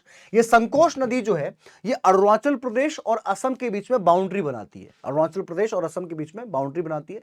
इन Bangladesh it merge with the river Padma which falls in the bay of Bengal and known as हम लोग ये बोल सकते हैं कि इसको हम लोग मेघना के नाम से इसको जानते हैं। ठीक है, तो ये कुछ बेसिक बातें हम लोगों ने यहां पर सीखी, कुछ बेसिक बातें जो है वो हम लोगों ने यहां पर जान ली है। आई होप कि ये सेशन आपके लिए बहुत ज्यादा बेनिफिशियल रहेगा, बहुत ज्यादा आपके लिए महत्वपूर्ण रहेगा, इंपॉर्टेंट रहेगा। कुछ बेसिक्स पॉइंट्स जो है उनको जरूर नोट डाउन कर लीजिएगा। यहीं से सवाल आपसे एग्जाम में पूछे जाएंगे। अगर नदियों से सवाल बनता है और वो इनसे पूछा जाता है तो इन्हीं में से आपसे सवाल जो है वो एग्जाम पूछ लिया जाएगा। और आई होप कि आप लोगों को ये सेशन बहुत अच्छा यहां तक का समझ में आ गया होगा। चलिए, अब उसके बाद में अगली चर्चा जो है, नेक्स्ट जो हमारे पास में टर्म है, हम लोग यहां पर बात करने वाले हैं पेनिनसुलर रिवर सिस्टम के बारे में। ठीक है, पेनिनसुलर रिवर सिस्टम जो है अब उसके बारे में हम लोग यहां पर चर्चा करने वाले हैं।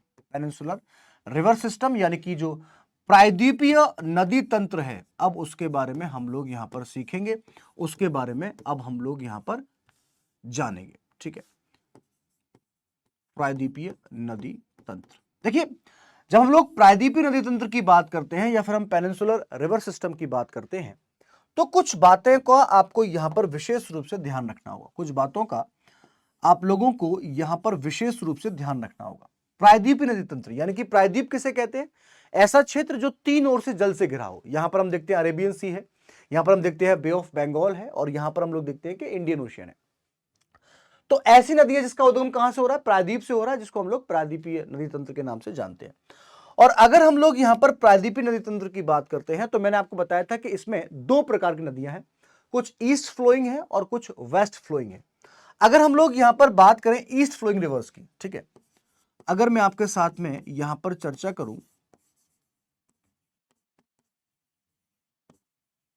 ईस्ट फ्लोइंग रिवर्स की, ठीक है, ईस्ट फ्लोइंग रिवर्स की अगर मैं चर्चा करूं तो इसमें कुछ इंपॉर्टेंट रिवर्स हैं, जैसे कि अगर हम देखा जाए तो सबसे पहले जो गोदावरी है, ठीक है, गोदावरी के बाद में हम देखते हैं यहाँ पर कृष्णा है, कृष्णा के बाद में हम देखते हैं तो कावेरी है, ठीक है, कावेरी है, इसको आप लोग इस प्रकार से भी लिख सकते हैं कावेरी, ठीक है। ये तीन आपको नदियां जो हैं वो आपको ईस्ट फ्लोइंग है। और वेस्ट फ्लोइंग की बात कर ले, ठीक है, वेस्ट फ्लोइंग की अगर मैं आपके साथ में चर्चा करूं तो हम लोग यहां पर इसको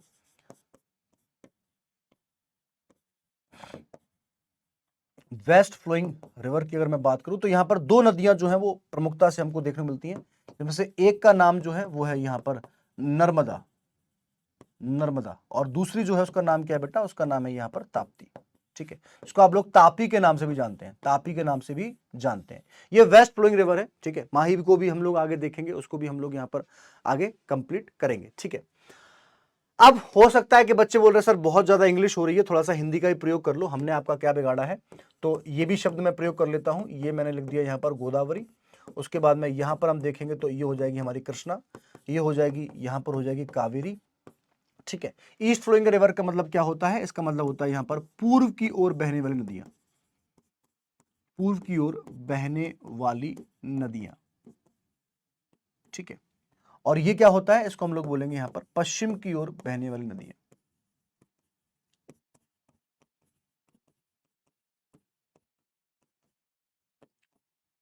ठीक है। तो ये सारा टर्म जो है, ये सारी कहानी जो है वो आप लोग अच्छे तरीके से यहां पर जान गए होंगे, इसको आप लोग अच्छे तरीके से समझ गए होंगे, ठीक है। तो फर्स्ट ऑफ ऑल अब हम लोग किसकी बारे में बात करेंगे, अब हम लोग यहां पर चर्चा करने वाले हैं जो गोदावरी रिवर सिस्टम है ना। अब हम लोग यहां पर जो गोदावरी रिवर सिस्टम जो है उसके बारे में अब हम यहां पर चर्चा करने वाले हैं, ठीक है। गोदावरी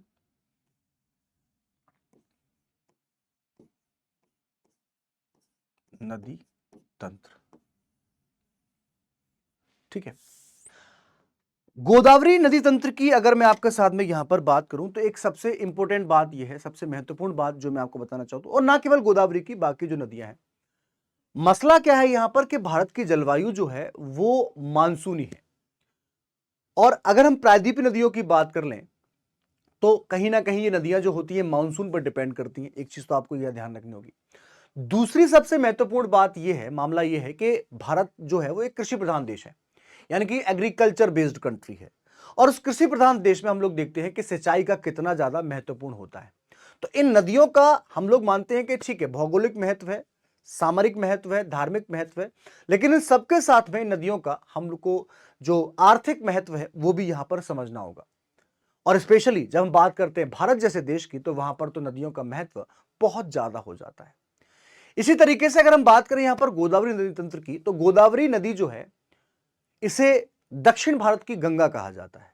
कारण क्या है, कारण साफ है, गंगा भारत की सबसे लंबी नदी है और गोदावरी पेनिनसुलर इंडिया की सबसे लंबी नदी है। इसकी कुल लंबाई आपको 1465 किलोमीटर यानी कि 1465 किलोमीटर देखने को मिलती है, ठीक है। तो चलिए अब एक एक करके इन सारे पॉइंट्स को हम लोग यहां पर डिस्कस करने की कोशिश करते हैं, और प्रयास ये रहेगा कि अगर आपसे यहां से सवाल पूछा जाए, अगर आपसे यहां से सवाल पूछा जाए तो आपसे इजीली जो है वो बन जाना चाहिए, ठीक है। लेट्स सी, चलिए। तो अब यहां पर जो नदी है हमारे पास में ये है गोदावरी, ठीक है। हम लोग यहां पर चर्चा करने वाले हैं अब गोदावरी नदी के बारे में, जिससे पहले की जो भी डिटेल्स थी हम लोग डिस्कस कर चुके हैं। तो अगर मैं आपके साथ में यहां पर गोदावरी नदी की बात करता हूं, सबसे इंपॉर्टेंट बात जो मैंने आपको अभी थोड़ी देर पहले बताई थी वो ये कि गोदावरी नदी जो है वो प्रायद्वीपीय भारत की यानी कि पेनिनसुलर इंडिया की सबसे बड़ी नदी है। पेनिनसुलर इंडिया की सबसे बड़ी नदी है, इसको हम लोग पहले ही डिस्कस कर चुके हैं। और सबसे बड़ी नदी होने के कारण इसे दक्षिण भारत की गंगा भी कहा जाता है, यानी कि गंगा ऑफ साउथ इंडिया जो है वो भी इसको कहा जाता है। अच्छा, सवाल ये आता है कि सर कितनी बड़ी है, ठीक है, जो मैं आपको बता चुका हूं। तो यहां पर आपको आंसर देना है 1465 किलोमीटर, 1465 यानी कि 1465 किलोमीटर की टोटल इसकी लंबाई जो है वो आपको यहां पर देखने को मिल जाएगी। इसके अलावा जैसे कि अगर पूछा जाता है कि इसका ओरिजिन पॉइंट क्या है, क्योंकि जब भी हम लोग रिवर सिस्टम की बात करते हैं, क्योंकि गोदावरी नदी तंत्र जो है उसकी बात हम लोग कर रहे हैं, तो ओरिजिन से लेकर और एंडिंग पॉइंट जो होता है वो हमको जरूर यहां पर पता होना चाहिए। तो ध्यान रखिएगा कि गोदावरी नदी जो है इसका उद्गम आपको महाराष्ट्र के जो त्र्यंबकेश्वर है, ठीक है, त्र्यंबकेश्वर नामक स्थान से आपको यहां पर गोदावरी नदी का उद्गम जो है वो देखने को मिलेगा। और इसके बाद में ये जो बंगाल की खाड़ी है, यानी कि जो बे ऑफ बंगाल जो है वहां पर जाकर ये गिर जाती है। तो ये इसका ओरिजिन पॉइंट और एंडिंग पॉइंट जो है ये भी हम लोगों ने यहां पर डिस्कस कर लिया है। इसके अलावा कुछ और बेसिक से पॉइंट यहां पर हम लोग देखते हैं कि और क्या क्या आपसे यहां पर गोदावरी नदी तंत्र के बारे में आपसे पूछा जा सकता है, और क्या क्या यहां पर पूछा जा सकता है। तो हो सकता है कि आपसे पूछ लिया जाए ये कौन कौन से राज्यों में फ्लो करती है, ठीक है। तो ध्यान रखिएगा, सबसे पहले जैसा कि हम लोग जानते हैं कि इसका ओरिजिन जो है वो महाराष्ट्र से होता है, ठीक है, महाराष्ट्र इसका ओरिजिन होता है। उसके बाद में दूसरा स्टेट जो हमको देखने को मिलता है वहां पर आप देखेंगे तेलंगाना, और तेलंगाना के बाद में हम लोग बात करते हैं यहां पर आंध्र प्रदेश, ठीक है।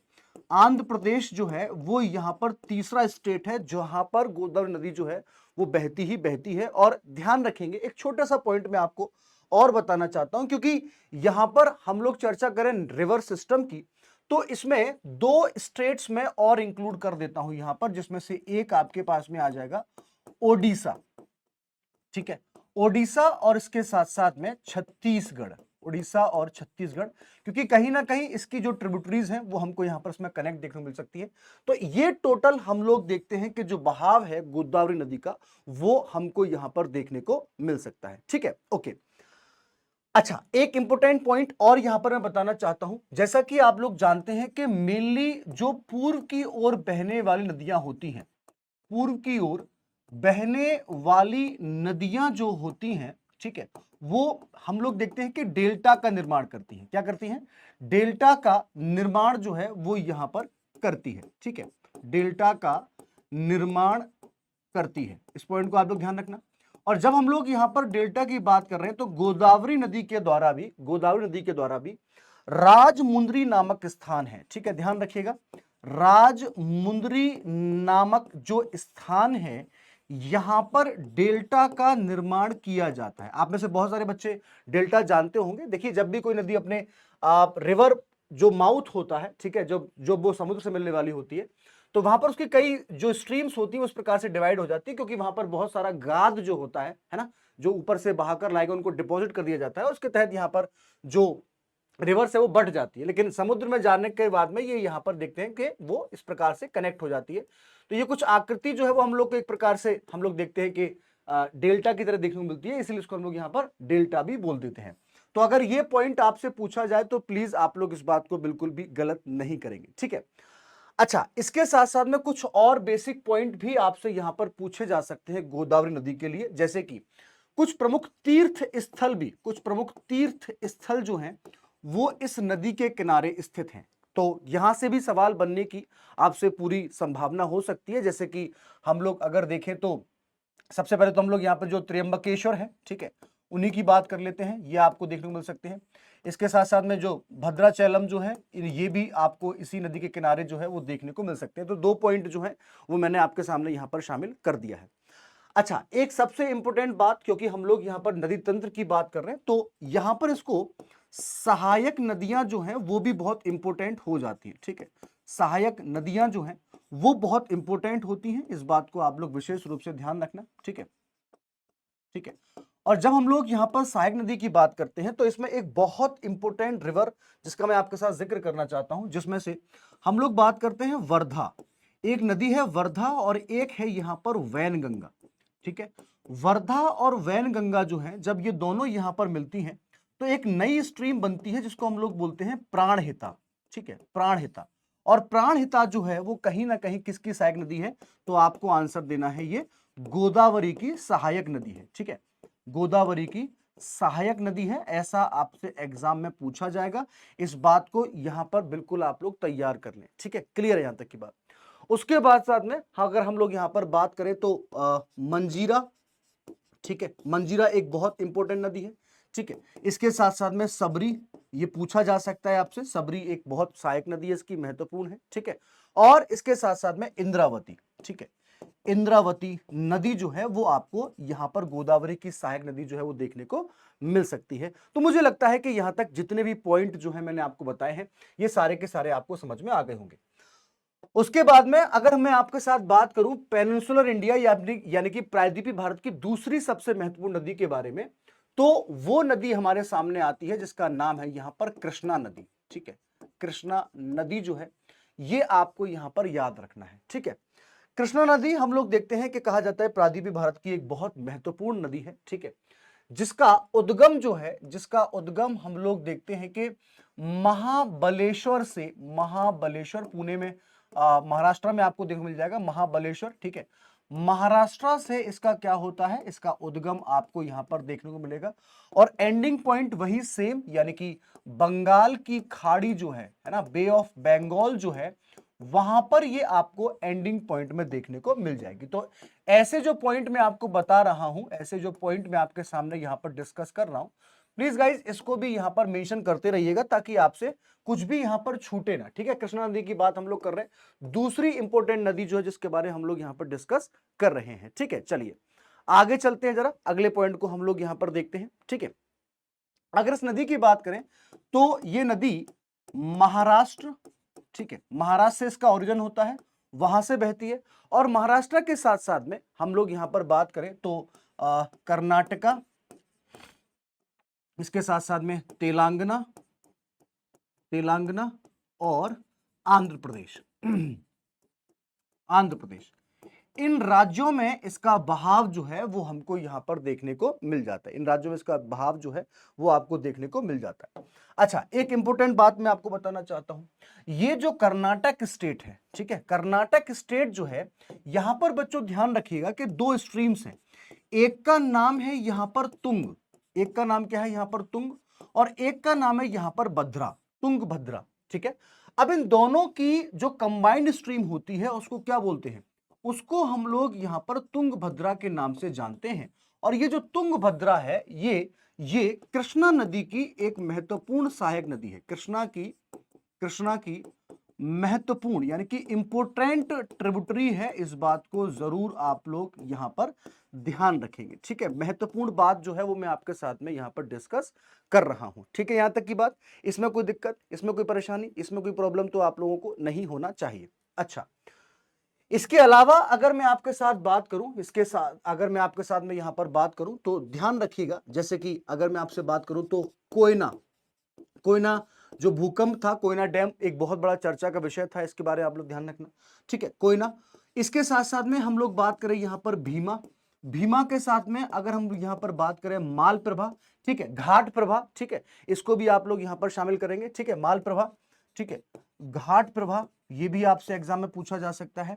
और इसके अलावा अगर हम लोग यहां पर देखें तो येरला और मूसी, ठीक है, ये इसकी क्या है, ये इसकी प्रमुख सहायक नदियां हैं, इसकी क्या है बेटा, प्रमुख सहायक नदी है, ये बात आप लोग ध्यान रखना। अच्छा, कुछ बेसिक से पॉइंट यहां पर मैं आपको बताना चाहता हूं। देखो, जब भी हम लोग बात करते हैं नागार्जुन सागर डैम की, ठीक है, नागार्जुन सागर बांध जो है, ये कई बार एग्जाम में पूछा गया है, नागार्जुन सागर बांध जो है ये आपको देखने को मिलता है कहां पर, तो आप बताएंगे ये कृष्णा नदी पर ही है, ये कृष्णा नदी पर ही है। और ये किस राज्य में है ये आपको मुझे कमेंट करके आंसर देना है, ठीक है, ये किस राज्य में है इसका जवाब आप लोग मुझे कमेंट करके बताएंगे।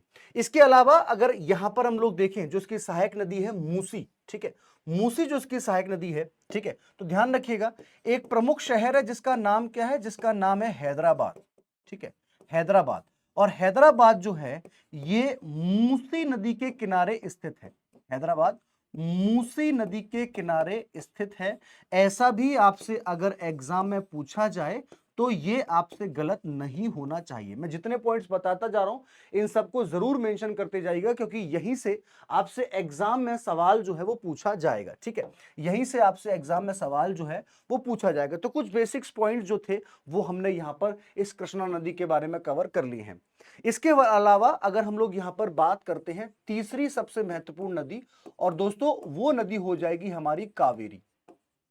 ठीक है, कावेरी नदी का अगर हम लोग चर्चा करें तो कावेरी नदी भारत की या दक्षिण भारत की एक महत्वपूर्ण नदी है। ठीक है, और कई बार हमको कंफ्यूजन भी हो जाता है कि भाई इसको क्या बोलते हैं, तो वृद्ध गंगा जो है वो कह के इसको पुकारा जाता है। ठीक है, ये भी आपसे कई बार डाउट हो जाता है हमको कि भाई दक्षिण भारत की गंगा कौन सा है या दक्षिणी गंगा कौन सी है, तो इसको यहां पर आप ध्यान रखना कि इसको दक्षिणी गंगा जो है वो भी यहां पर कहा ही जाता है। ठीक है, अच्छा, एक तो महत्वपूर्ण बात की हो गई। तो हम लोग सबसे पहले तो ये देखते हैं, सबसे पहले तो हम लोग देखते हैं कि इसका ओरिजिन जो है, यानी कि इसका उद्गम बिंदु जो है वो कहां पर है। उद्गम बिंदु जो है वो कहां पर है, ये कई बार यहां पर आपसे पूछा जाता है। तो ध्यान रखिएगा कि जो उद्गम बिंदु है ये इसका हमको देखने को मिलता है कर्नाटक के ताल कावेरी। ठीक है, ताल कावेरी से आपको यहां पर इसका पॉइंट जो है वो आपको यहां पर देखने को मिल जाता है। इसको यहां पर आप लोग क्या कर लेंगे, इसको आप लोगों को यहां पर शामिल करना है। ये आपसे गलत बिल्कुल भी किसी भी कंडीशन में नहीं होना चाहिए। ठीक है, बहुत इंपॉर्टेंट पॉइंट जो है वो मैं आपके साथ में बता रहा हूं। और एंडिंग पॉइंट की बात करें तो ऑब्वियस सी बात है वही आ जाएगा। कहां गिरेगी ये बंगाल की खाड़ी का जो क्षेत्र है वहीं पर हमको देखने को मिलेगी। ठीक है, बंगाल की खाड़ी जो क्षेत्र है वहां पर इसका अंत बिंदु होगा, या वहां पर जाके ये मिल जाएगी। इसको आप लोग यहां पर शामिल कर लेंगे, ये आपको पता होना चाहिए। ठीक है, महत्वपूर्ण बात है। अच्छा, इसके साथ साथ में आप लोग यहां पर ध्यान रखना कि ये नदी जो है ये दो राज्यों में बहती है मेनली, कर्नाटक व तमिलनाडु राज्य से होकर बहती है। तमिलनाडु से राज्य से होकर बहती है। ठीक है, ये बात आप लोगों को विशेष रूप से यहां पर ध्यान रखना है। इस बात की आपको जानकारी जो है वो यहां पर होना चाहिए, ये पॉइंट आपको पता होना चाहिए। ठीक है, यहां तक की बात कोई दिक्कत तो नहीं है।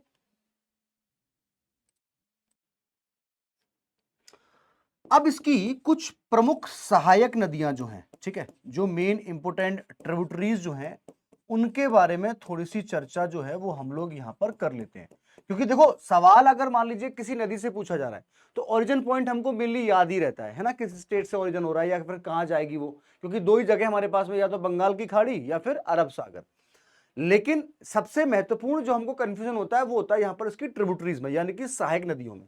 और इसीलिए मैं कुछ यहां पर नाम आपके सामने मेंशन कर रहा हूं, इनको जरूर यहां पर आप लोग देखेंगे। ठीक है, जैसे कि सबसे पहले तो एक हमारे पास में नाम है जिसका नाम है अर्कावती। ठीक है, अर्कावती कावेरी की सहायक नदी है, आपसे एग्जाम में पूछा जा सकता है। ठीक है, अर्कावती की बहन जिसका नाम क्या है, हेमावती। तो अर्कावती और हेमावती दोनों आपको इसकी सहायक नदियां जो है वो आपको यहां पर ध्यान रखना होगा। ठीक है, उसके साथ साथ में अगर देखा जाए तो लोक पावनी, ठीक है, लोक पावनी है ना, और इसके साथ साथ में अमरावती। ठीक है, अमरावती, यानी कि अर्कावती, हेमावती, लोक पावनी, ठीक है, अमरावती, और इसके साथ साथ में भवानी। ठीक है, भवानी, ये इसकी कुछ प्रमुख सहायक नदियां हैं, ये इसकी कुछ प्रमुख सहायक नदियां हैं, ऐसा आपसे एग्जाम में पूछा जा सकता है।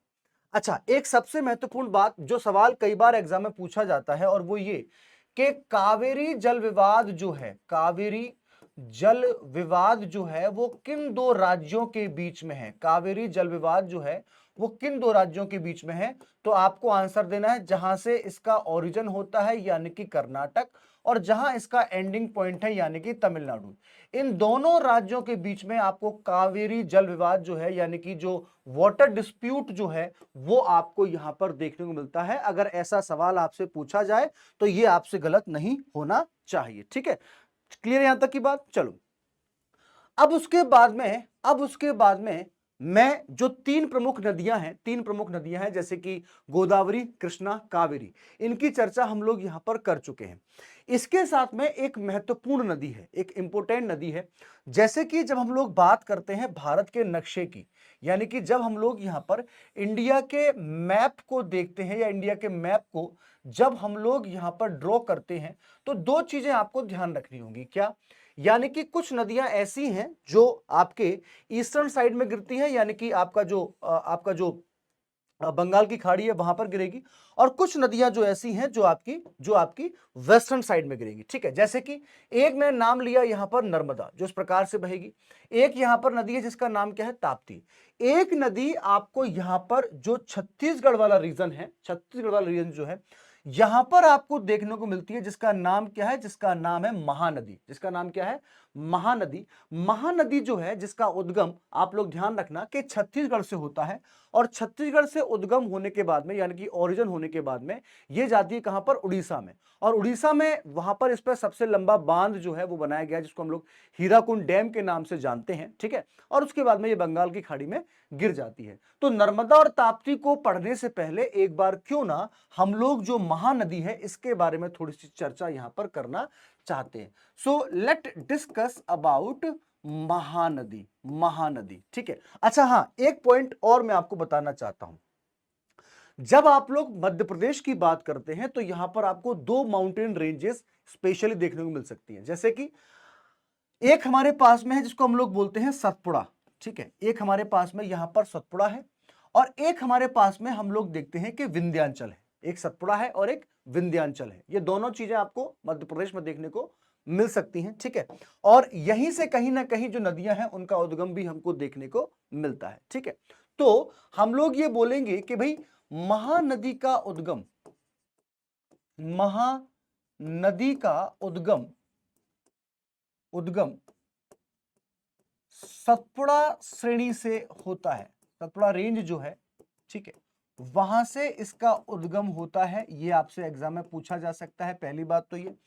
दूसरी जो इंपॉर्टेंट बात है कि अगर मान लीजिए राज्य पूछ लिया जाए, ठीक है, छत्तीसगढ़ राज्य, छत्तीसगढ़ राज्य से उद्गम के उपरांत, उद्गम के उपरांत यह नदी उड़ीसा राज्य में, उड़ीसा में प्रवाहित होकर, उड़ीसा में प्रवाहित होकर बंगाल की खाड़ी में, बंगाल की खाड़ी में गिर जाती है। बंगाल की खाड़ी में गिर जाती है। तो इसको आप लोग जरूर यहां पर ध्यान रखिएगा। ठीक है, अच्छा, इंपॉर्टेंट पॉइंट क्या है? वो ये कि भारत का सबसे लंबा बांध, भारत का सबसे लंबा बांध, जिसका नाम क्या है बच्चों? जिसका नाम है हीराकुंड। ठीक है, और हीराकुंड बांध जो है, हीराकुंड बांध जो है, ठीक है, इसी नदी पर स्थित है। इसी नदी पर, यानी कि महानदी पर ही स्थित है। इसको भी आप लोग यहां पर लिख लीजिएगा।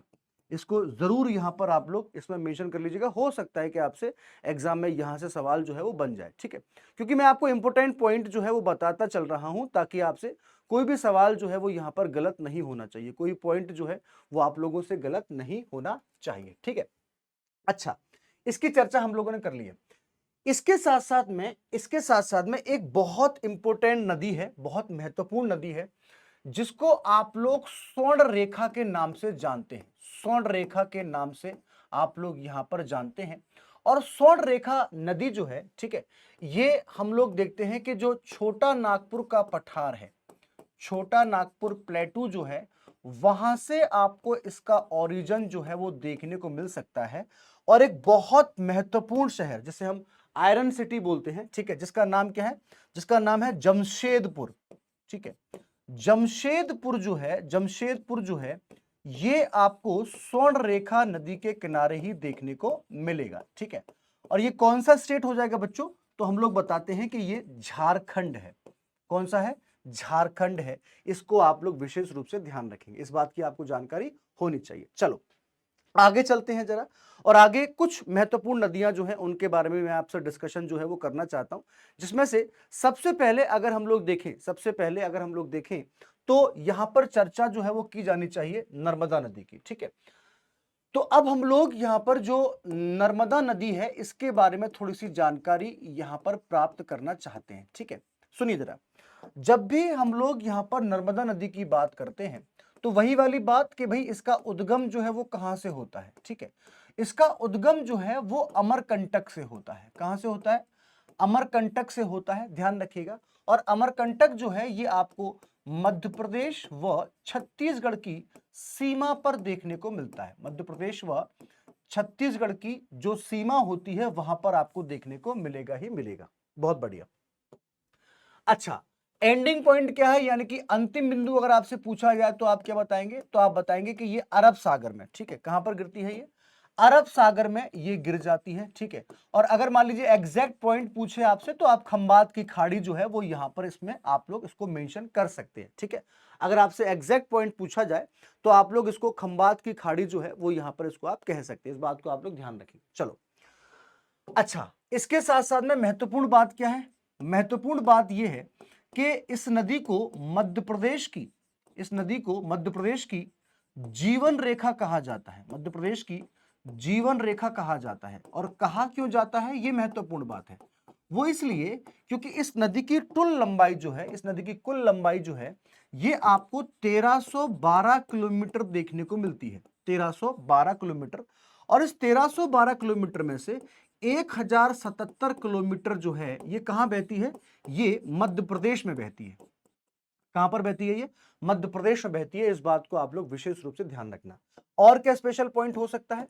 महत्वपूर्ण पॉइंट यहां पर यह है कि नर्मदा नदी के द्वारा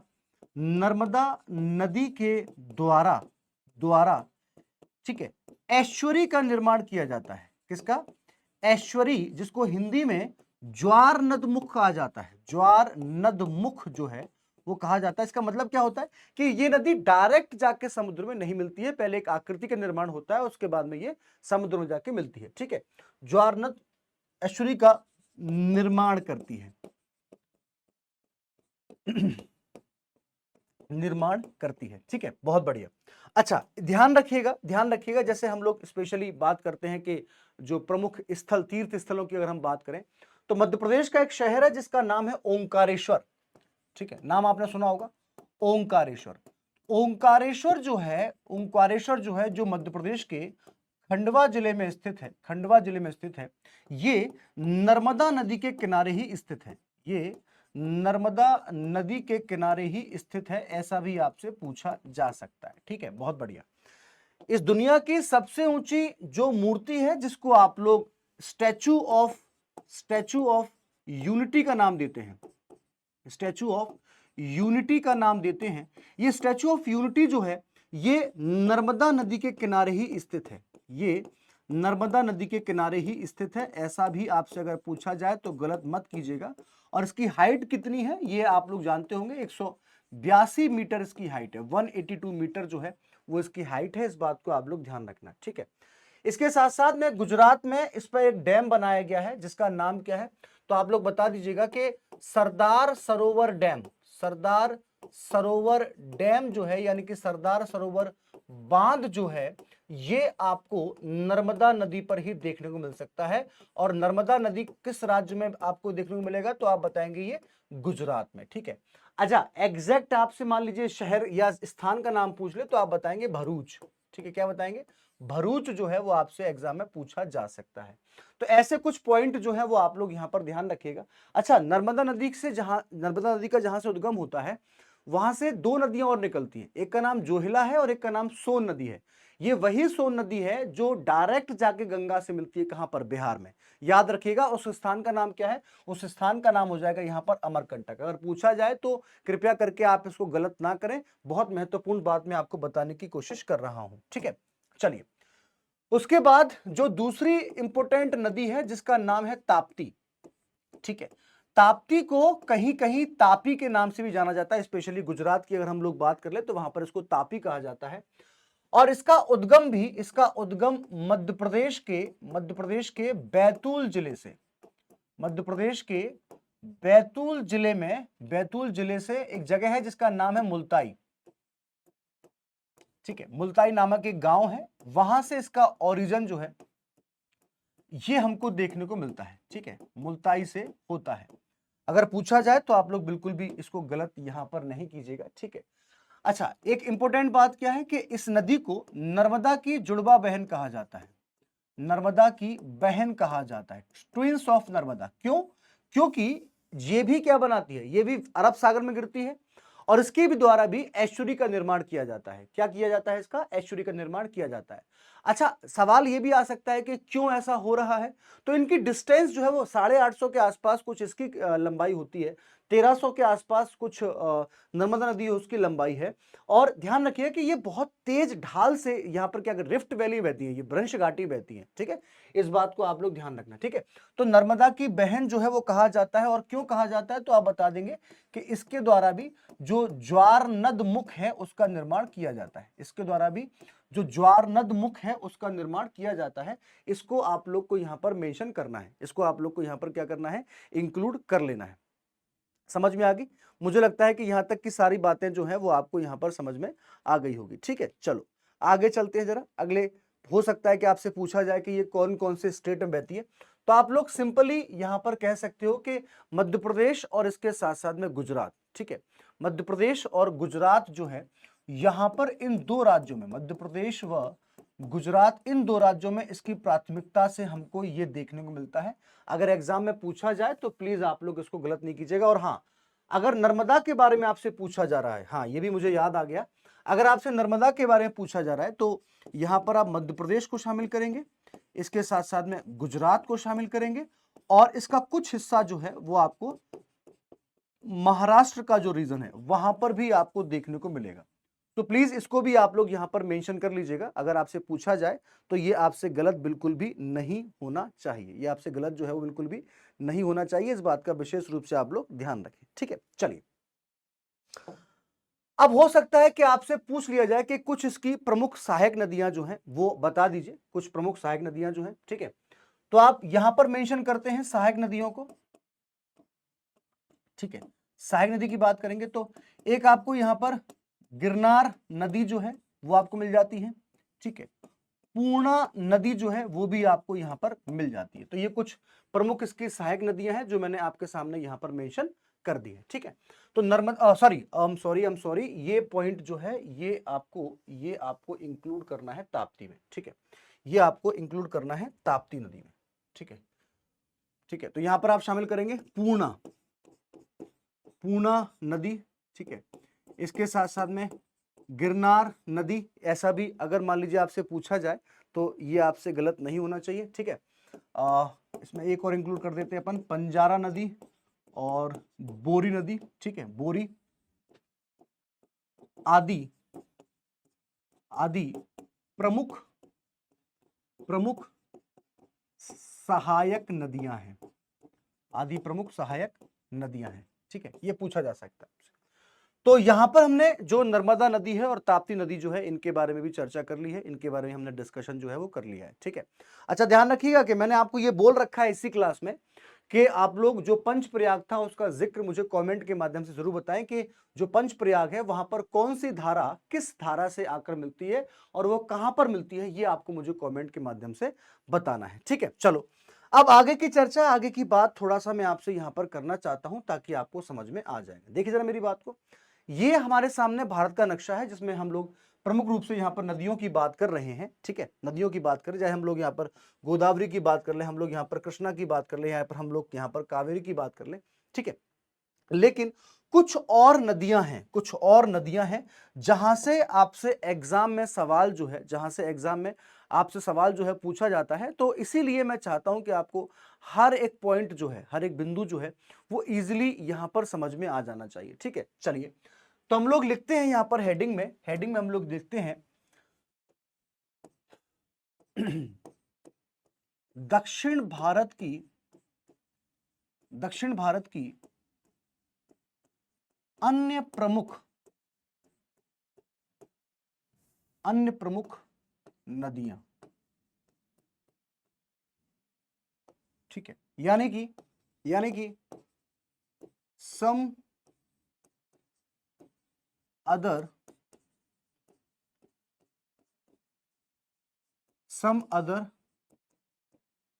important rivers of south India. ठीक है, ये आपको ध्यान रखना होगा, इसके बारे में आपको जानकारी जो है वो यहां पर होना चाहिए। ठीक है, सुनो जरा। तो एक नदी का बेटा यहां पर जिक्र जो है बहुत किया जाता है, बहुत इंपॉर्टेंट किया जाता है, जिसका नाम क्या है? जिसका नाम है यहां पर वेंगई। ठीक है, क्या नाम है इसका? नाम है इसका वेंगई। ठीक है, ध्यान रखिए ये नदी जो है, ये आपको इसका उद्गम जो है स्पेशली आपको जो तमिलनाडु राज्य है, ठीक है, तमिलनाडु में आपको इसका जो बहाव क्षेत्र है वो आपको यहां पर देखने को मिल सकता है। इसको जरूर आप लोग यहां पर शामिल कर लेंगे। ठीक है ना, तो ये वेंगई नदी आपको तमिलनाडु में देखो मिल जाएगी। इसके साथ साथ में एक नदी यहां पर और है जिसका नाम है यहां पर पालार। ठीक है, पालार नदी। ये कुछ इंपोर्टेंट नदियां हैं जहां सवाल आपसे बन सकता है, ये सवाल आपसे बन सकता है। ठीक है, ये नदी जो है ये आपको कर्नाटक में, ठीक है, और कहा जाता है कि आंध्र प्रदेश में और तमिलनाडु में, तीन राज्यों में आपको ये जो नदी है यानी कि जो आपकी पालार नदी है ये आपको देखने को यहां पर मिल जाएगी। ठीक है, और दो महत्वपूर्ण इसकी सहायक नदियां भी हैं, दो महत्वपूर्ण इसकी सहायक नदियां भी हैं। ठीक है, एक का नाम है यहां पर पोन्नई। क्या नाम है? एक का नाम है यहां पर पोन्नई, पोन्नई। ठीक है, और एक का नाम है यहां पर चैयार। पोन्नई और चैयार, ये दो नदियां जो हैं वो इसकी पालार की सहायक नदियां हैं। अगर यहां से पूछा जाए तो ये आपसे गलत नहीं होना चाहिए। ठीक है, चलो आगे चलते हैं जरा। अगले हम लोग देखेंगे यहां पर पेन्नार। ठीक है, पेन्नार नदी, ये भी आपसे एग्जाम में पूछे जाने वाली एक बहुत बोल सकता हूं कि महत्वपूर्ण नदी है। ठीक है, ध्यान रखिएगा। पेन्नार नदी जो है कहा जाता है कि इसका उद्गम कर्नाटक राज्य से होता है। ठीक है, उद्गम कहां पर है? कर्नाटक में। और यह नदी कर्नाटक व आंध्र प्रदेश राज्य के मध्य बहती है। कर्नाटक व आंध्र प्रदेश राज्य के मध्य बहती है।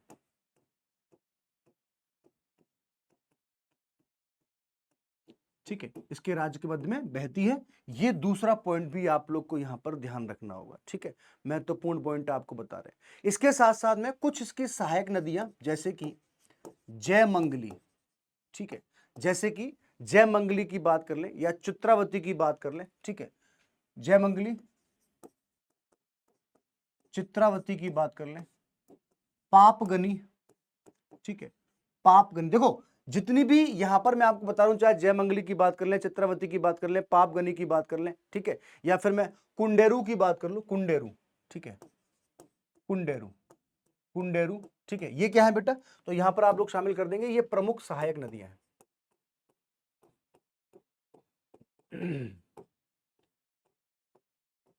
प्रमुख सहायक नदी है, ऐसा आपसे एग्जाम में सवाल पूछा जा सकता है।